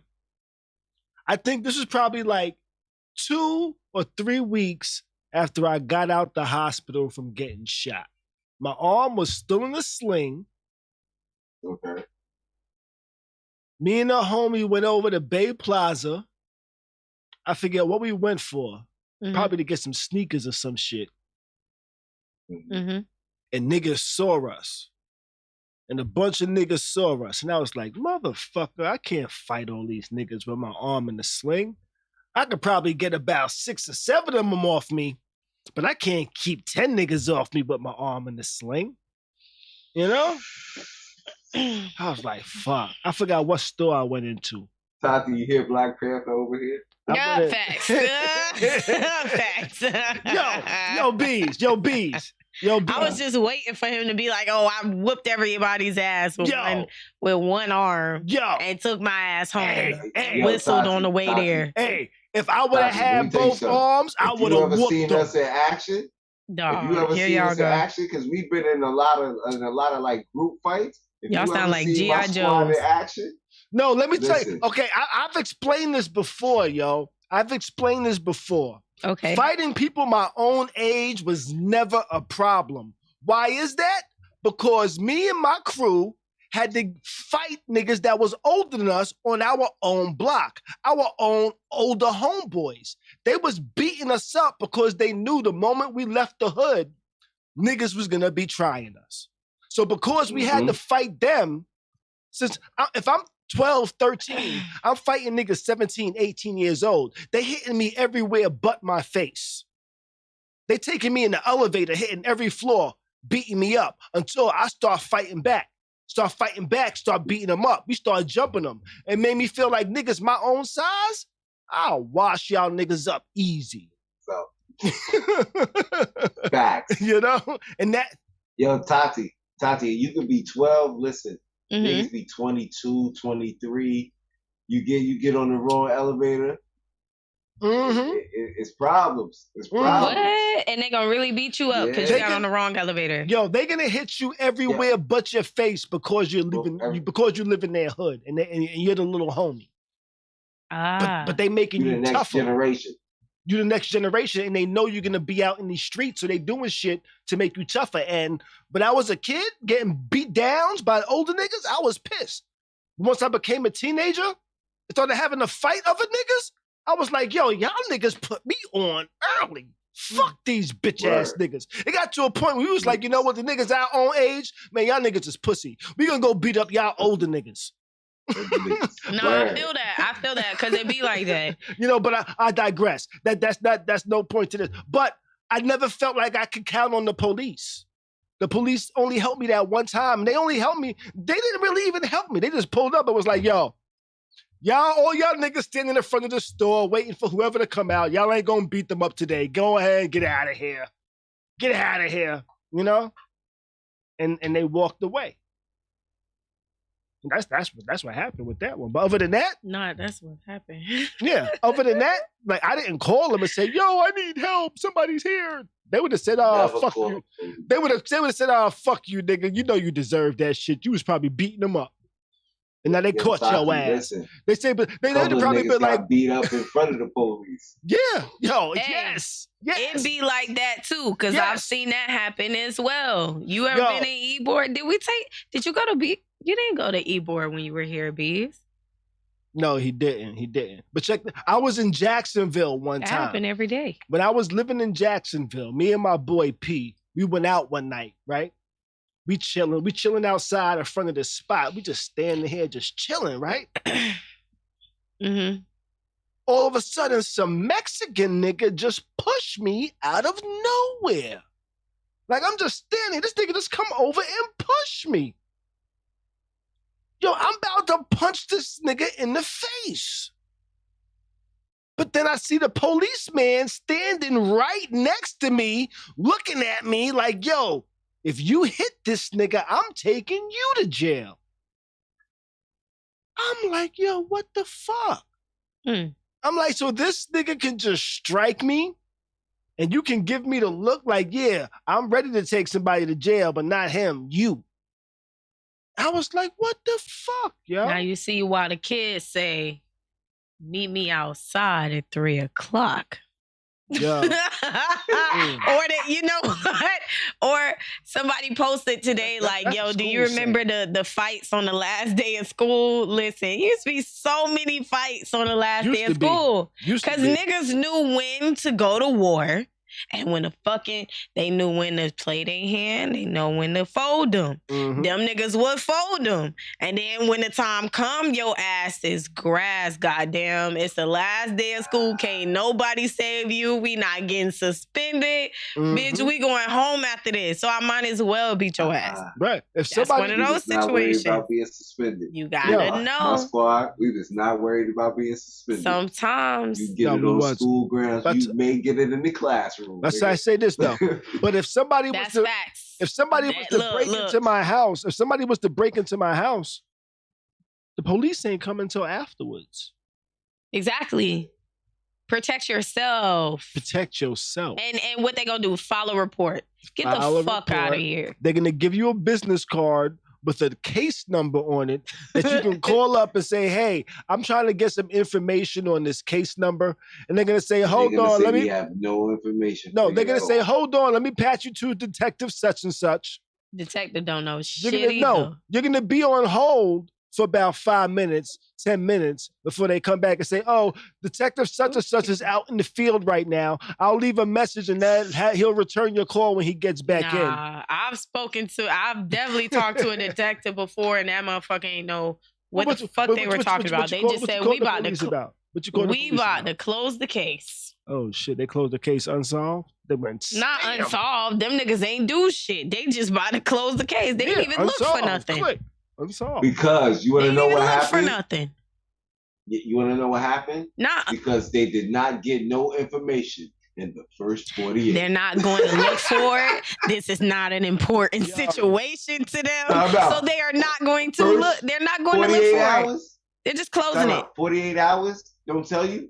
Dog. If they don't get no information in the first I don't watch 48 hours. Yo, I'm not that crazy just yet, B. Back in the days, my younger brother said, yo, somebody ran up on him and stole his bike and shit, right?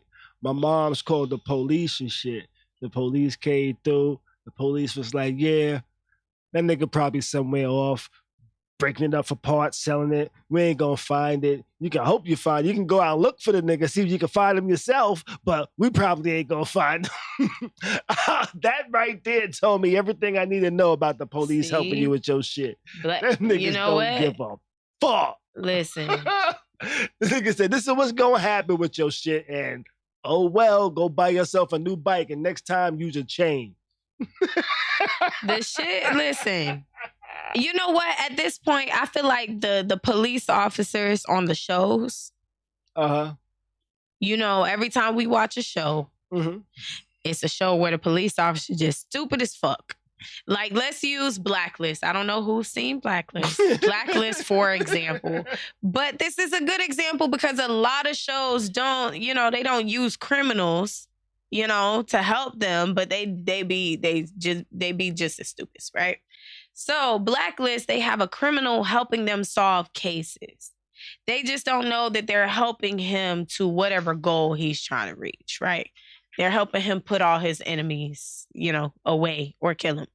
But it's like they don't solve shit. And even when he give them like a little bit of information, they still can't figure it out until he's like, yo, this is what's going on. This is where you need to go. This is what you need to do. Then you get what I'm saying? Shit. But at least they get to it. Mm-hmm. I think the police in real life is worse than police on TV. I definitely. Them niggas don't even try. They don't even. You know what's so crazy? Because the TV cops, they be having a whole bunch of better shit. Like, yo, Facts. where the fuck is SWAT nowadays? Facts. We ain't got no snipers. None of SWAT that came shit. and kicked this nigga door down. They finished to send the sheriffs. Check it out. Okay. I don't want to go back to. I don't mean to go back to the Texas shooting and things like that, but I am, because of what y'all mentioned. Let me stop.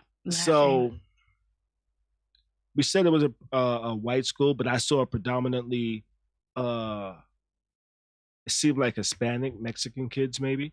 Mm-hmm. The shooter looked kind of Hispanic as well. Oh, Ramos. Yes, Hispanic.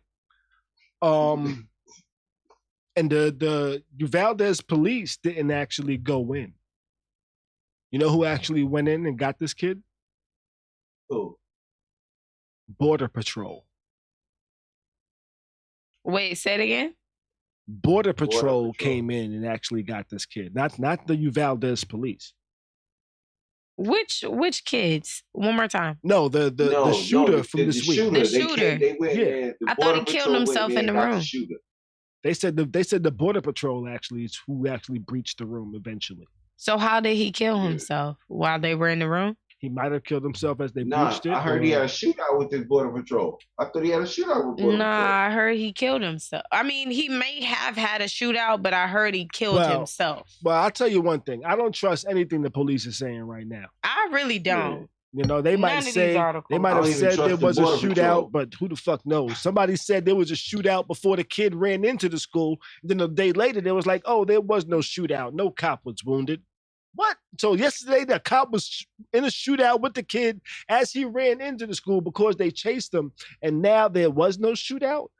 I don't know what to believe from these dudes. But you know what? I don't believe shit they say. You know what? I don't think I can count on the police. I don't trust them to protect. You should try to count on the police. You should definitely learn how to protect yourself. Yeah, I don't trust them to protect us. I damn sure don't believe what come out their mouth. His mother said, oh, you know, he had problems and this and that. Like his mom was saying something like that or something like that, right? Ramos' mom? Mm-hmm. But this is so crazy. But did he kill, whose mother did he kill? Did he kill your mother? Or did he kill your husband, his father's mother? Like, whose mother did he kill? Because he killed his grandmother. Child, but let me tell you something. If he had that much of an issue, I can't help but to think that the goddamn apple doesn't fall far from the motherfucking tree. You get what I'm saying? I feel you. Exactly. But let's wrap this up, though. Yeah. I don't think you can count on the police to protect you. Do what you can to protect yourself. I'm in Florida. We can carry guns. I'm carrying a gun. You better carry a gun if you can as well. Do I think there should be more gun laws? Yes, I do. Do I think that they will help? I don't know, because people that break laws really don't care about the laws you set. So if they can get it, they're going to get it and do what they do in the worst ways that they can. And hopefully it doesn't happen often. Hopefully this shit, they figure out a way to stop it. I don't know if they will. I don't know how they can. There's people out there with hundreds of guns in their own possession. How do you get rid of them? You can't. There's already 300 million guns out there. How do you get rid of 300 million guns? I don't know. First of all, I think these automatic weapons like this don't need to be sold to civilians. I don't think it was it wasn't automatic. AR-15s aren't automatic. They just have high capacity magazines. Okay, that too. I think those type of guns. I think handguns. I think handguns. Cool you gotta for civilians. Multiple times, but cool handguns. Cool for civilians. Shit like this is absolutely insane that any civilian can just go and buy this shit. For what reason? You can't tell me it's for hunting. How many fucking deers running by where you need to kill 10 of them at one? You get what I'm saying? I can go to the store. I can go that to shit a store. Crazy. I can go to a gun show. I could buy a flamethrower. I can buy silencers. I can buy all type of weapons just for the fun of it. And you know what? it'll be perfectly fine for me because I could pass a background check. I could do all the things I need to do. I can get a federal firearms license. I can get all of this stuff because they say, hey, we've vetted this person. We looked at this person's information and we vetted him out. He doesn't have no criminal background. He doesn't have no crazy shit going on. He doesn't have this. He doesn't have that. And he's fine. But you know what? People snap. No, that's my point exactly. I don't think that type of shit should be. I feel like for soldiers and shit, people in the military, but yes, it should be. It should be accessible. But at the same, that's the Second Amendment. But what I'm saying, listen to what I'm saying. I get the Second Amendment. What I'm saying is, I don't think that these type of machines should be available for civilians. I think that wait. I think that Glocks, you get what I'm saying? Shit like that should be available for civilian shit where you can kill multiple people at a time in so many, you get what I'm saying? So I think that's unacceptable. I don't think you might really fully understand the Second Amendment. The Second Amendment isn't so we can go hunting. That's not what I'm. No. Wait. Before you say, wait. You just spoke. Let me finish. Okay. Before you say I don't understand it, that's not what I was saying. No, but the reason why I say that is because you say handguns and this and civilians shouldn't have this. But this. Let me finish. The Second Amendment is so civilians are equal to the military in that capacity. So you're saying, hey, I don't think civilians should have this. Military people should have this. But the Second Amendment is so people can have the same capabilities as the authorities, as the military. Because when this country was founded, they came from a country, Europe, the UK, where they had superior arms and superior things than the people, and the people couldn't defend themselves. So the Second Amendment is saying, hey, if the military can have this, if the government can have this, the people need to be able to arm themselves too in case the government decides to say, you know what, fuck the people and what the people want, we're going to take over. The Second Amendment is there to try to protect the people to be able to fight the government. And when you say, I think the government should have this and the military should have this, but the civilians shouldn't, but that's what the Second Amendment is for, so the government can't really outmaneuver the citizens. That's the goal of the Second Amendment, even though we are outnumbered as citizens because they have all this super high artillery because they have way more money to spend on it.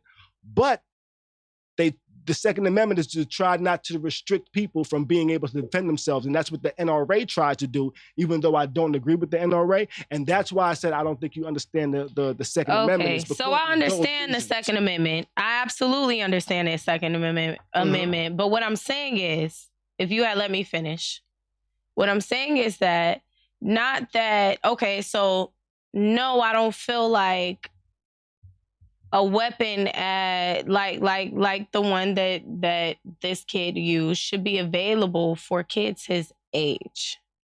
I don't think, and I think that there should be restrictions. What are you using it for?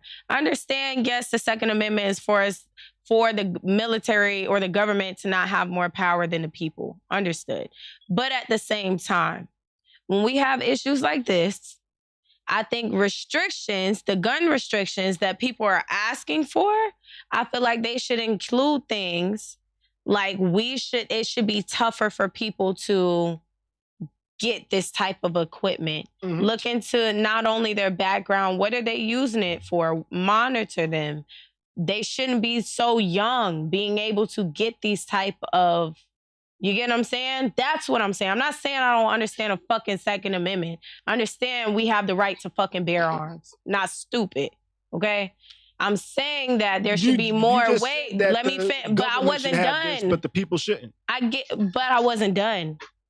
So what I was saying was, I think that the fact that it's so easily able to be accessed by kids, 18-year-olds. At 18, you can't even get a fucking drink legally. You can't even walk in a bar and take a shot legally. You get what I'm saying? So that was my point. I think if we're talking about restriction, that's what I was getting to. If we're talking about restriction, then we should talk about how easy it is to get these type of guns. and the restrictions that should be put on it. Maybe we should monitor it. They monitor everything else. I can't say shit on my phone without an ad popping up. You get what I'm saying? You have the equipment and the resources to do it, so use that shit for something else. Right, but a lot of these forums rely on your answers. Not my mic. I'm talking about to get guns, they rely on your answers. Understood. You know, so you can answer any way you want. And I think that you can go to the military, but you can't drink. If you get caught drinking, they say you get kicked out. I don't know how much they enforce that, but they do allow you to shoot guns in the military, and you have to be 18 to be in the military. So that's why I believe the age restriction is 18 for people to get guns, because you can kill people in the military at 18, but you can't have a drink. But I'm saying, like, it's real easy to put a restriction. Okay, if you're in the military and you're using it for military purposes, cool. You a civilian, you ain't, what the fuck are you using this for? To protect me from the government in case they might do something. Because of the Second Amendment. That's what the Second Amendment says. That's why the Second Amendment is there. I'm not arguing with you, the Second Amendment. But I'm just talking about possible restrictions. Right. And I'm saying that's why it's so hard to get those restrictions. Okay, so now when we talk about people's children dying, right? People's children dying, and motherfuckers talk about gun restriction, what exactly are you proposing? If we're going to keep arguing that, okay, we want to make sure that the government doesn't have more power than we do. Cool. Understood. Absolutely fucking understood. Right. But when it comes to restriction, you can restrict certain things or make it harder to monitor certain things so that we don't have situations like this. That's my point. I'm not arguing the Second Amendment. I'm arguing what we could propose as far as restriction to gun laws. Right. And so 18-year-olds don't have these type of weapons I'm killing children. I'm not arguing what you're telling me. I agree with you. I'm just giving you an example of restriction. That's it. And I'm just giving you examples on why the restrictions are hard to put in place. That's fine. Because those are always going to be the arguments. I'm not the Supreme Court. I just wanted to give an example of restriction to gun laws that may help our kids to fucking live so they can go to school peacefully. That's all I'm saying. In order to restrict 18-year-olds from getting guns, you would also have to restrict the age to join the military. And that's why things like that is going to be difficult to address. Okay. You know? I'm not trying to have a court legal. No, I'm not trying to do that. I was just proposing an example. So I understand the laws. I understand what they're here for. That was my opinion, my example. We can move on. I agree with you too, though. Okay. I was just stating some other information. Okay. I wasn't trying to have an argument or anything like that. But you know what? I think it is time we move on. Let's go ahead and move on to, do y'all recall the story from about a year or so ago where there was a black birdwatcher in Central Park and a Karen came up and started accusing him of some wild shit and threatening to call the police and things like that? Do you recall that story? Yeah, I remember that story very well. And the reason why I remember that story, because that lady's whole life got ruined because she yoked that dog up. She did yoke the dog up. She did yoke the dog up. She yoked that dog up.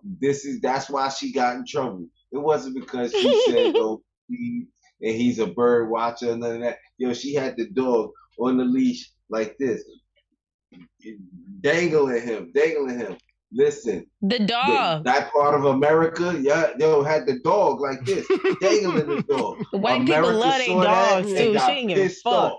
They was like, "Oh, fuck whatever you think he did. You abusing that dog." The dog. Because I was worried about the dog. I was worried about the dog. She needs to be stopped. She's treating an animal like that. She was yoking that damn dog up.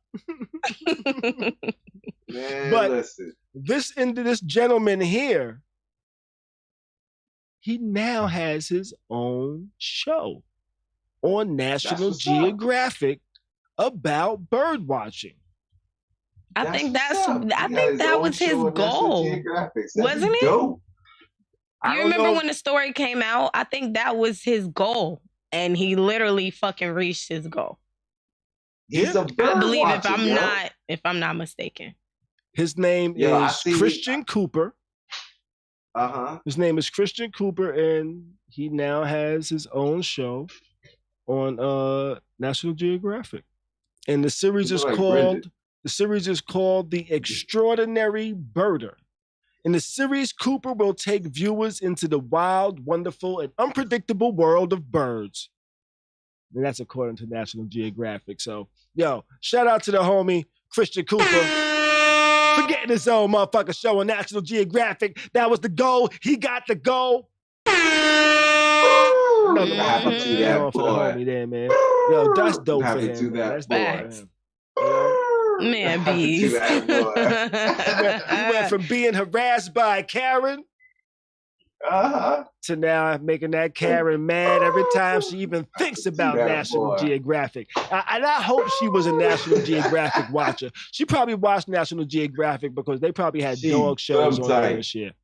So she's them tight. Like, bird watching. Crazy. Damn. It's like, yo, my dog, that she mad because she don't even know why she probably don't even know why she got fired yet. You know, why all that happened. But I thought she blaming the black man. Yo, listen, she blaming the black man because she lost her job and then all that. No, you yoked that dog up. Yeah. You shouldn't have yoked the dog up, yo. Yeah. You the wrong, it went viral and the wrong people saw that. Not you should have yoked the dog up. Go. They didn't give a fuck about Michael Vick. Yo, they said throw that nigga under the jail, throw away the key. They Michael Victor, huh? They Michael Victor, yo. Man, they couldn't get her on being racist, but they definitely got her on animal abuse. That is just crazy. She's not racist. She's not racist. Crazy. This was not a racist event. Terrible. This is because she yoked that dog up. Yeah. Exactly my point. But you know what? I think we're making it too much about her when Christian Cooper's the one with his own show, man. Christian Cooper's you know what I'm saying? Oh yeah, fuck that lady. Salute the black man for getting his own show. You know what I mean? I'm definitely gonna start checking for National Geographic to see when homie's show comes on. I'll check it out a few times. It'll probably be fucking interesting too. I just hope he don't talk like, well, this is the such and such bird. You know? I hope he'd be like, yo, this motherfucker right here. Yo, they be flying fast as a motherfucker, yo. They be whoop, whoop, whoop, whoop, whoop. And I hope he's like, I hope he's low-key ignorant black when he talks with his shit, you know? Like, I used to watch this, there was this cook on TV One, G. Garvin. He was like a almost proper LL Cool J. You know? Oh, okay. But with cooking food. You know, so he threw the slang and he was an entertaining individual. You know, I hope he's more G. Garvin than some white bird person I know. Like, this is a woodpecker, not like Woody the Woodpecker. He doesn't go ha ha ha ha ha ha ha ha ha. You know, let me. You know, I just wanted to give homie the shout out though. You know, man. So let's move it on real quick. Had a stressful couple of weeks. So this week, I mentioned I went and got a massage. You know what I'm saying? A couple of massages. Me and Tati went and got massages. And at the end of the massage, Tati had a question for me, yo. Tati had a question for me, yo. She was like, yo. Are there happy endings for women? Are there happy endings for women? I have more than one question. She had more than one question. Do you wanna elaborate on how this question came up? My question was, okay. So I do personal massages. Mm-hmm. And you don't give happy endings, do you? Listen. Okay. Let her tell her story. Okay, I'm a little nervous now. My clientele that don't know me, so new clients that don't know me, will ask me some shit like, "Do I give happy endings?" I've always heard about happy endings. I know the gist of it. The man will orgasm. Never really known how it happens. Like, are you fucking him, or are you giving him a blowjob? Are you giving a hand job? Is it whatever he want? What is going on here? Right? So, always been curious about that. No, I do not give happy endings. Let me clear that up. No, fuck no. I do not give happy endings. Okay? But, so after this massage, this lady like rubbed me down. And I've only had a massage maybe a few times, personally. So for me, giving massages, like, I just like to make my clients feel good. This lady like rubbed me, and I was like wishing she would have gave me a booty rub. Like, when she told me to flip on my back, like her hand like kind of bumped my coochie? My cooter. We're gonna use cooter today. Today is Friday. I'm feeling Cooter Fridays. Yeah, Cooter Fridays. So Coochie coupon, huh? her damn hand definitely hit my coochie, right? And I'm like, do it again.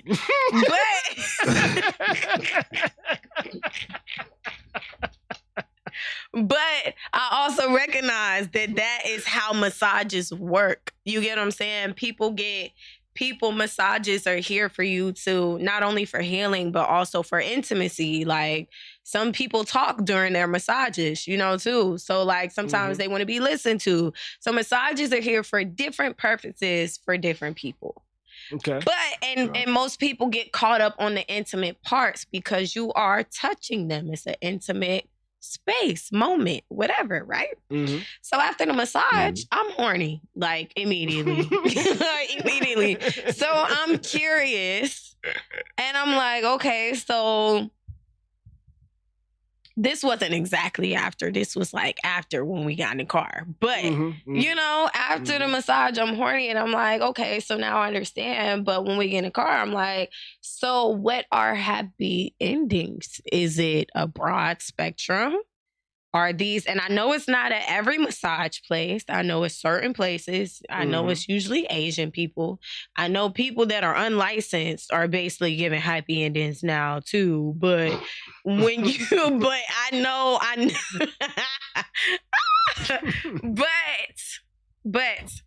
I was wondering, like, what is it? Is it different for every place? Is it whatever the man wants? Is it a blowjob? Is it a hand job? Are you fucking? What's happening? And for women, how would we get a happy? If I told Shorty, if she walked over to my nigga and was like, "Do you want a happy ending?" Right now, if I told Shorty like, "I want a happy ending too," what are you about to do? Now, what's about to happen? Now, it's not just women giving massages, because when I initially scheduled, they tried to give me a man and a woman. I said, no, I think we need 2 women.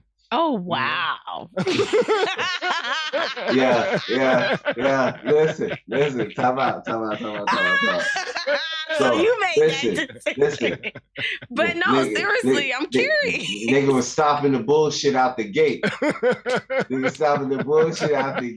I had no idea, yo. But no, seriously. Check it out. There was a movie once upon a time. It's a comedy, but it was called Deuce Bigalow, Male Gigolo. He would give women massages and then give them something else. But then also, guess what else there was? Yeah. How many of y'all have seen the show The Chi?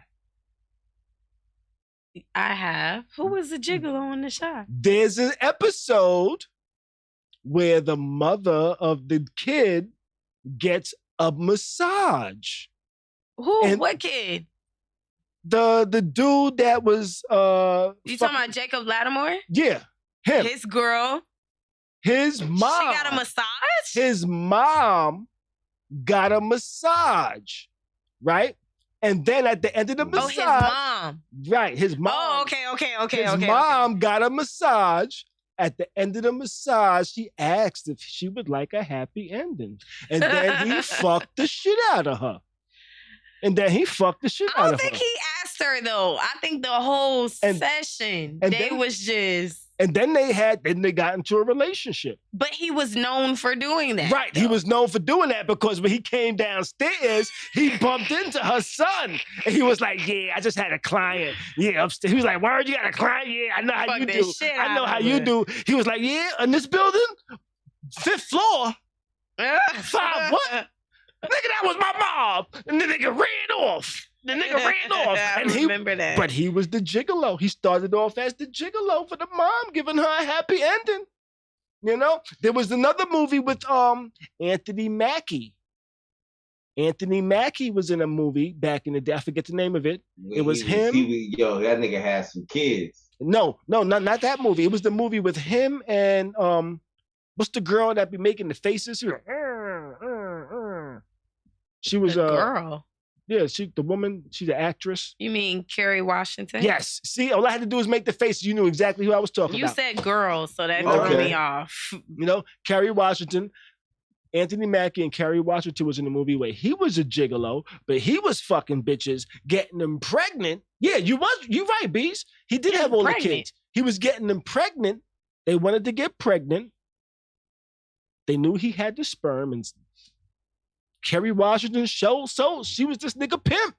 She was pimping this nigga. She had mad bitches coming over. I haven't seen this movie. Yo, she had mad bitches coming over. Nigga had fucking this nigga, yo. She was making money? Like 5. Yeah, they was charging. Hey, come on, let's sell your sperm. 10,000 a wop. Yeah, yo, that's crazy. Like 10,000 a wop. Yeah, but it wasn't like I'm a jerk off. They didn't want to jerk off into a they wanted to fuck me and bust up all up in me. Yeah, he had to put that work in. But guess what? Let me tell you something. Gigolo. Not gigolo. Gigolo. If I didn't give a damn, right? Okay. That's what it's called. Okay, let's break this down. If I didn't give a damn about, not a damn. Maybe I care about this person, but the emotional part isn't there no more. Yeah, I'm finna sell your sperm. Go in there and fuck whoever the fuck you need to fuck and bring me my money back. No, she ain't give a fuck about him, really. Exactly. Until towards the end of the movie. That is crazy. She was selling his sperm. Until towards the end of the movie, she started catching feelings, and then he started selling dick. And then, yeah, you know. Hey, that's crazy. I need to watch that movie. That's wild. It was a wild. It was a wild. Yeah, that was a wild movie. And this was like early 2000s, one of their early films, independent film, one of their early films. I'll look at it. Fam, not quite as kept. I think that was Spike Lee, bro. I don't know. Yeah, I think that was a Spike Lee joint. But do you think that there are women out there asking for happy endings like men? Hell yeah. I've heard about it before, right? Mm-hmm. I just don't. Nobody has ever really explained to me happy endings. All I know is that you orgasm. You get what I'm saying? Like after a massage. Now, so nobody has ever really, I've never seen it, never had one, never known anybody that's had one. I've never had one. I've never asked for a happy ending, never had a happy ending. I know people that's gone to massage parlors, but they didn't go for massages. They went just to fuck. That's crazy. They went for the happy ending. They just went to fuck. Bitches is so okay. So y'all was selling pussy in a massage parlor. So, that's different now. So that's like, okay, we doing massages, but we selling pussy in the back too. Right. There are massage parlors that do sell pussy. There are massage parlors that'll probably just give you hand jobs. You know, even though both are probably illegal, but I think that's probably how it is. That's crazy. Yeah, there's places like that. I've had people tell me about places like that, and I was like, huh. Yeah, goodbye. Not people telling me about places. Listen, this shit is crazy. So bitches is really, I believe it. I believe it. Yo, there are clubs in New York, or at least used to be in New York, that niggas used to be like, yo, trying to get some pussy tonight? we can go to this spot where you can get some pussy for $75. I'm like, yeah, I'm good, yo. I don't want that type of pussy. But niggas was telling me about shit like that, yo. Not I'm pussy like, for $75. Damn, you said 75? Yeah. 75? That's too expensive. That's too expensive. Not for $75. Yo, listen, what? Yo, this is New York. They got They got $40 joints, $30 joints. They got some spots. You go in there and they just have the smorgasbord of joints. Smorgasbord. But no. So that's where the $40 joke come from. Like niggas get some coochie and then they leave $40 on the dresser. That's because y'all New York niggas, or not niggas, you but gotta pay that 40. I think it's niggas and the women. Once you start going upstairs, you ain't going upstairs and getting nothing until you pay that $40. Wrap it up. There are some girls that just like. But you know, just be wanting $40 just so they could get some weed or some chicken wings. You know, you can get them some weed or some chicken wings. You can go smash. That's wild. I have nothing for that. Yo, some Kennedys. And that's why niggas down here in Florida came up with the song where they said you fucking some for 10 wings and fries. Cause that's at gyros with a strawberry Fanta. Cause that is crazy. Y'all are fucking niggas for y'all is really fucking for cheeseburgers. And wings and shit. That's crazy. Some bitches hang out just to get a ride. Oh no. You know, some bitches be fucking just to get a ride somewhere. Yeah, that's wild. Shit's crazy. I blame the niggas that's doing it and the bitches that's offering it. Where's my gavel? But no, I've never had a happy ending, but I do believe women be getting happy endings because I've been in strip clubs that like part of it was a male review, part of it was a women's portion, and I've seen women do some wild shit when niggas got their dicks out, yo. I'm like, yo, y'all are wild. And you were talking about you about to get married. Bitch, you is wow. Okay, never mind. What, like bachelor parties? No, not bachelor parties, just fucking random male reviews. Like, there used to be a club in Tampa. I forget the name of it, but it used to be on Kennedy. But like certain days, they would actually have the front of the club would be a male review. The back of the club would be like 3 strippers for the niggas that came with their girls. And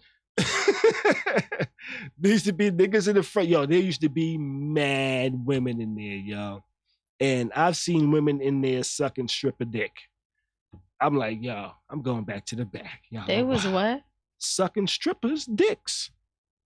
Fam, listen, we know niggas. I know niggas. Niggas eat strippers' coochies. Niggas eat buttholes. Yeah. I seen niggas eat buttholes at the bar, nigga. Them the desperate niggas that fell in love with a stripper at the club and believe it might be real. But I'm talking about, I've seen women do this wild shit too. And those women too. Yeah. They believe that shit real. So they sucking dick. Or maybe they just wanted to suck some dick. I don't know. Yo, listen, they think that Thunder is going to take care of them, Tati. They think Thunder is going to take care of them. Look, this going to be the best head he ever had. Now, some of them women were women that I was like, oh my gosh, nobody's going to want you. I see why you're doing this. But some of the women was like, yo, you look like you got 5 niggas at home. You know, it was all range. And I was like, y'all are all wild and a motherfucker. It's like the nigga I seen eat a bitch pussy on stage and he was the 3rd nigga in line. No, my brother. Oh, God. Yeah, I seen it before. You know, let's move on. Let's get ready to wrap it up. What we got here? Third nigga in line. Beez. Man. Open mic. Anybody got anything for open mic? Anybody got anything for open mic? Ray Liotta passed away. Besides Ray Liotta, you know, Ray Liotta passed away. Passed away at 67.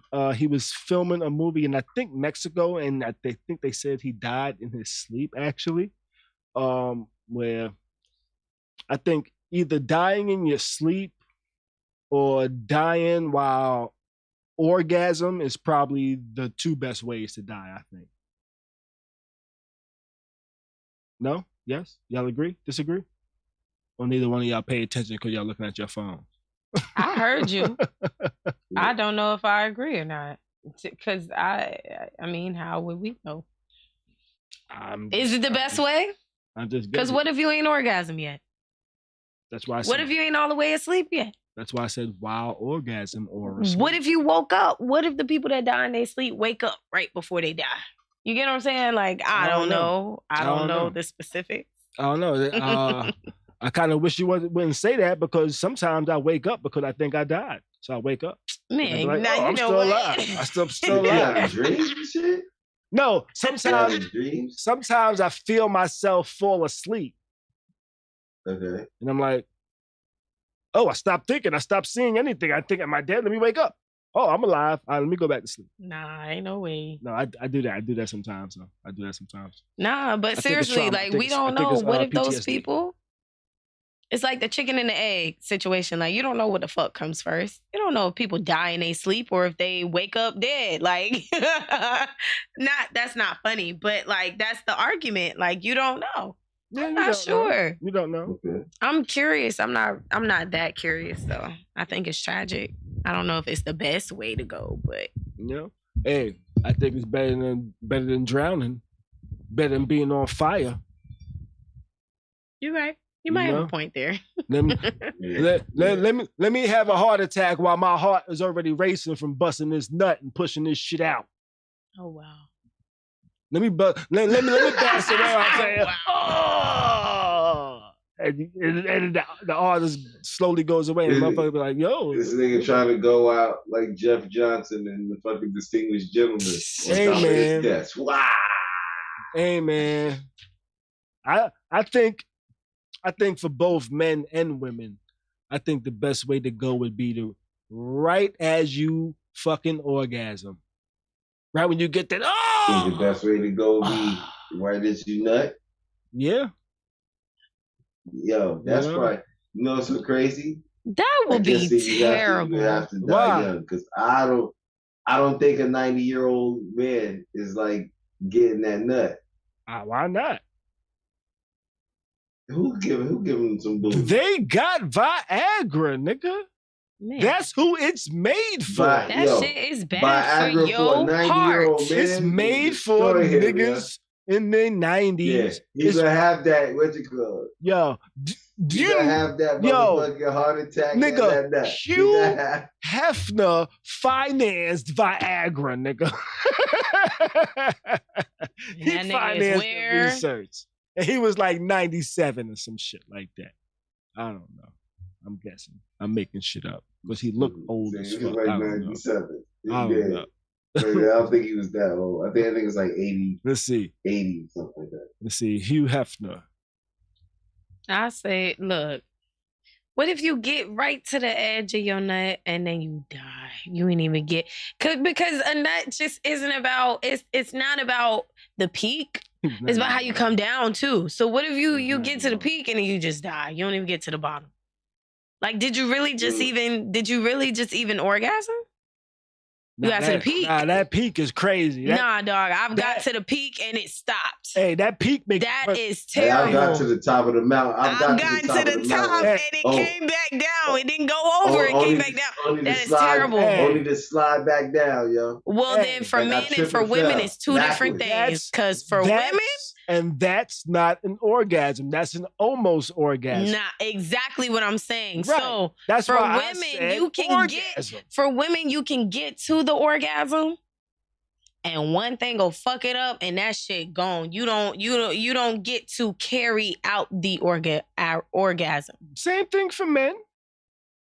There could be times where it's right there and it just stop being right there. I don't know. I'm not a man, but I feel like that might be a different feeling. Like, you can get there. You feel it. No, but when you come down, that's the release. You get what I'm saying? Like that, you gotta release it. You get there, you release it. But if you get there, you don't release it.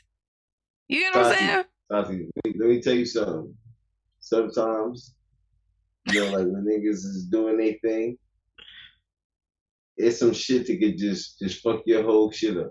Right. Agreed. There's shit that happen to fuck your whole shit up. Agree. You could be just about to be right there, and then it just goes left. You'd be like, yo, I'm about to come. She'd be like, don't come. And you'd be like, oh. So you gotta let that shit go away. And now imagine, right? As a woman. I actually had this conversation with somebody on Twitter the other day about women being able to come every time they had sex, right? Niggas like, oh, that's your right. Yeah, it is. But does that always happen? Normally sex ends with a man orgasming if you know, whatever. But anyway, we're not getting into that part. We getting into the part of, okay, so they were saying, so we had that conversation, right?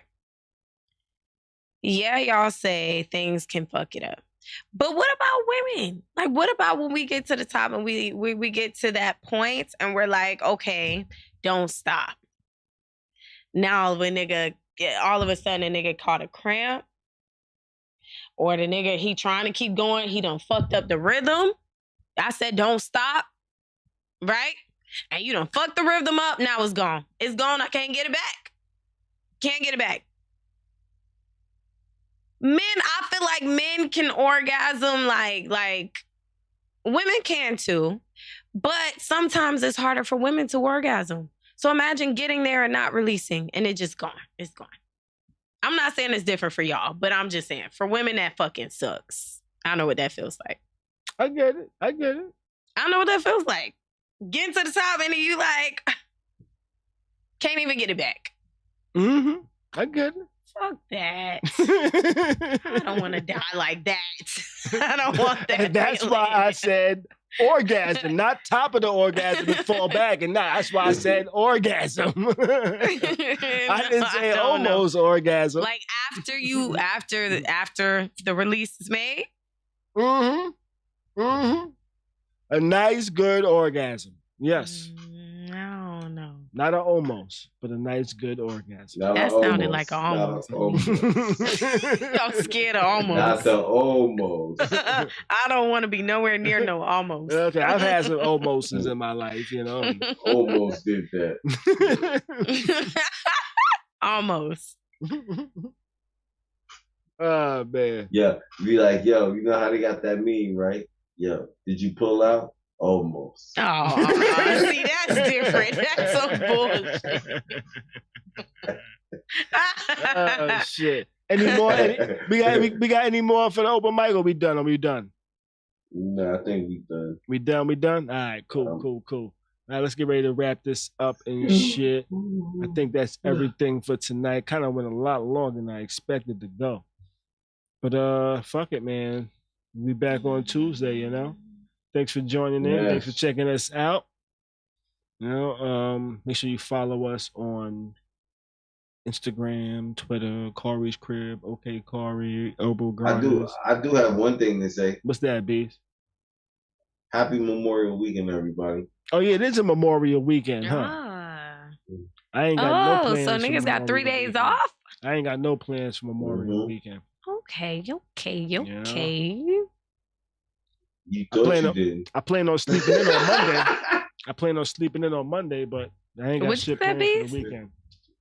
He thought he didn't. He said, you about to make some plans and shit.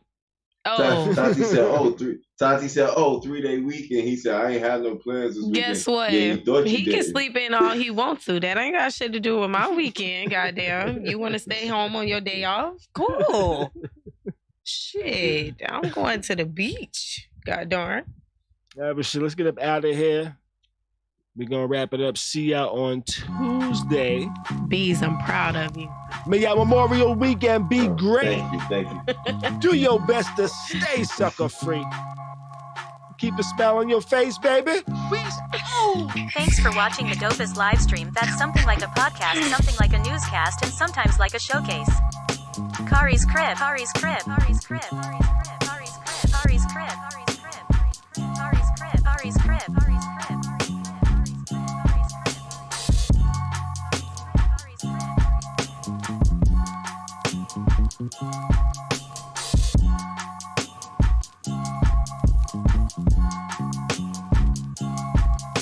Khary's Crib. Khary's Crib.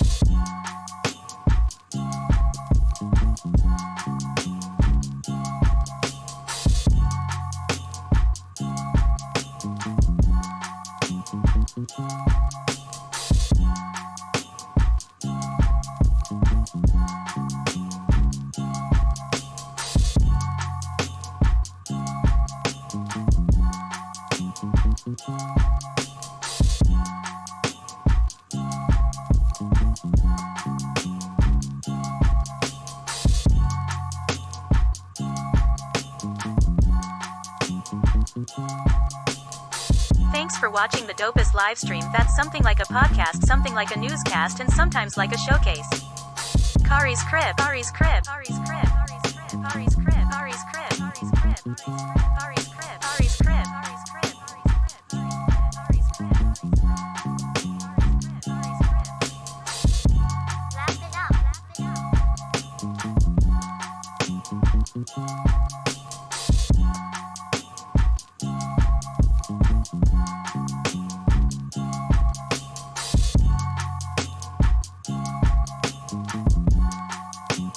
up.